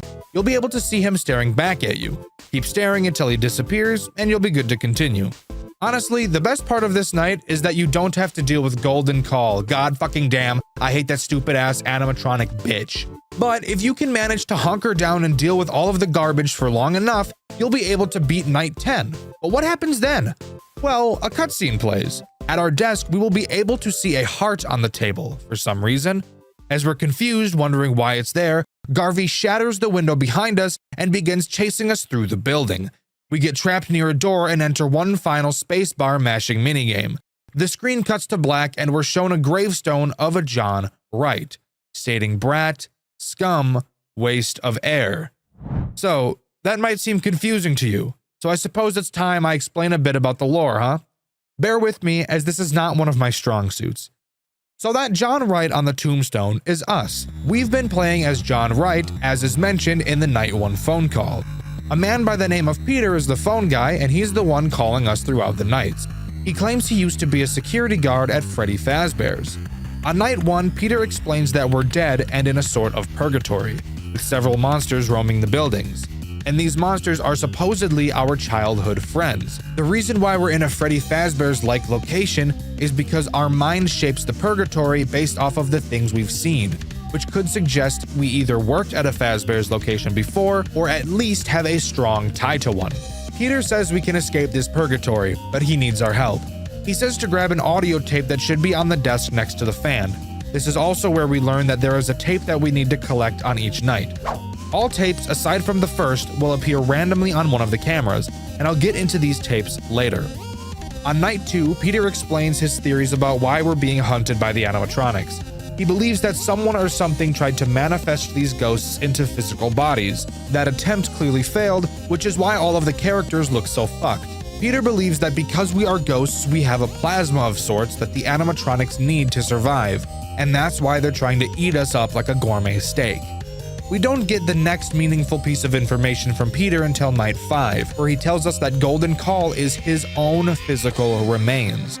That means we've identified one of the animatronics trying to attack us, and we'll soon be able to find out who everyone else is as well, but we can cover that later. Peter tells us that the tapes we've been collecting are memories from our traumatic childhood. Peter mentions how an ominous key is also on these tapes, and I'm willing to bet that this key is Garvey. Peter thinks that collecting all of these tapes will allow our friends to move on and become regular ghosts, not being trapped in this purgatory with us anymore. On night 6, Peter explains to us that he has tapes too in his version of the purgatory, and that both his memories and ours are in one way or another tied to Freddy's locations. He says he missed a few of his tapes because you only get one attempt. The first 10 days in the purgatory decide your fate. Missing one tape is the difference between a chance at escape and spending eternity fending off your suffering dead friends stuck inside of robotic bodies. Peter begs us to collect the tapes and free everyone because he can't anymore. On night 7, Peter says the animatronic sleep cycles are all out of whack. He's been doing this for years while stuck here and was able to find a pattern with their sleep cycles. But out of nowhere, once we came here, those cycles started to change for some reason. Peter mentions he found a key and tried to use it on the exit door, but it didn't work. He says he'll update us as soon as he can. On night 8, we get some pretty crucial information. Peter has found another key, and he believes something may happen soon. He says we probably don't have any keys in our purgatory because he thinks the keys are linked to a specific trauma he suffered. He also thinks he knows why the animatronic sleep cycles are messed up. Apparently, we brought something into this world, and it's big, with loud footsteps causing the characters to wake up when they're not supposed to. Peter says that if this thing we brought in is what he thinks it is, that we're all sorts of fucked. And of course, knowing what we already know, we can take a pretty good guess at who that might be. Night 9 is where we get to hear Peter's final moments. The monster we let enter this world is exactly who Peter thought it was. Garvey. Garvey has been tearing all of the monsters in Peter's purgatory into pieces. Peter knows that we apparently know who Garvey is. He tells us he's hiding behind the curtains where Foxy is, and that Garvey is coming for him. He tells us to get the keys, and the call ends. The 2 keys he's mentioned can be found. The first on night 10 in the same location where you find the tape on camera 5. The second key requires me to tell you about a night I have yet to mention, night 11, aka Nightmare. No matter how good you are at FNAF games, nothing will prepare you for just how surprisingly difficult this night really is. They cranked the AI for these characters on this night up to 10,000. Holy shit, it's insane. From 10 a.m. to 5 a.m., you go up against Havoc Freddy, Havoc Chica, Havoc Foxy, Havoc Puppet, Golden Call, The Boa, Soul Cage, and Molten Evil all at the same time. This has to be one of the most stressful challenges I've ever attempted. It is ridiculous. The sheer speed you have to even get close to beating this night is ridiculous. You quite literally have no time to rest for even a second. There is constantly something happening, and it's enough to give any grown adult a seizure and kill them instantly. But that's not even the worst part, no. The worst part comes at 5 a.m., when Garvey comes and kills everyone, and you're yet again thrown into a final, even more difficult Garvey boss fight for the last 2 hours of the night. If you thought he was quick before, boy, you better be Usain Bolt, because you need to be doubling your speed. It is insane how fast you really have to be if you want to be able to complete this night. But if you can manage to beat this night while grabbing the second key that's on camera 8, congrats! You're almost ready to achieve the good ending. There are a few prerequisites required to get the good ending. The first is getting the 2 keys. Check. The second is collecting all of the tapes. Check. The third is beating night 11. Check. The fourth is listening to the 10th tape. Come to think of it, we actually haven't dove into the tapes yet, so we'll do that now. But here's that warning I mentioned at the beginning of the video. The topics that take place in these tapes are highly disturbing and are one of the main reasons why this game is so controversial. Viewer discretion is heavily advised. The 10 tapes you collect throughout Dormitibus tell the story of Garvey Wright, John Wright's, our character's, brother. The tapes go over Garvey's plan to murder several children and stuff them into the suits in his father's establishment. There's another minigame you can play in Dormitibus called Cardboard Theater. where you play as Garvey and live out a few of the scenarios mentioned in these tapes. Not only did Garvey murder several children, he also murdered his brother Peter. Yes, the same Peter who was calling us throughout the game. In the cardboard theater, we get to watch the spring lock failure happen to Garvey before he has the chance to kill John and leave no witnesses. Garvey's father soon sells the Cake Bear establishments because of the controversy, and it gets bought and turned into what we now know as Freddy Fazbear's. John gets a job at the Fazbear Fright location from Five Nights at Freddy's 3 and goes head-to-head with his brother, who in this game's story basically took William Afton's place as Springtrap. And as you know if you've played FNAF 3, John burns the building down and kills himself as well. After his death is where Dormitibus takes place. By collecting the tapes, collecting the keys, and beating Cardboard Theater, John is able to send Garvey to hell while setting the rest of the spirits of his dead friends and brother free. Dexter, that sounds pretty normal for a FNAF-style game, I hear you saying. Why did you tell me that viewer discretion was advised? Well, that's because of the contents of Tape 3, and a specific news clipping that you see near the end of the game. In Cardboard Theater, you will need to recollect the 2 keys you collected before while playing. At the end of this minigame, Cake Bears will be unlocked, acting as the final 12th night of Dormitibus. The only 2 characters present in this night are Cake Bear and Havoc Puppet. I won't spend too much time explaining this night since you only ever have to beat it once. Cake Bear will move around the map and make it to your desk. You can stall him by lighting the candle on his cake, but I'm not sure if I'd actually do that because it drains power. Once he gets super close to your desk, quickly pull up the camera and he should go away. Havoc Puppet can appear randomly on any camera and will block your view. Since watching Cake Bear is essential, you'll want to get rid of the puppet. Simply staring at the puppet will cause it to go away, but sitting in the cameras will cause the battery to drain incredibly quickly, so it's best to wait until the battery is fully charged before dealing with him. If the battery goes dead, Havoc Puppet will disable it, which will lead to an inevitable death to Cake Bear. After beating Night 12, you'll be greeted to the FNAF 4 box. You must use the 2 keys you've collected to open it, and several news clippings will be given to you, each detailing the gruesome murders of some of the children at the hands of Garvey. But I'll cover them in just a moment. Back to the tapes. I referenced Tape 3 being the most alarming of all of them.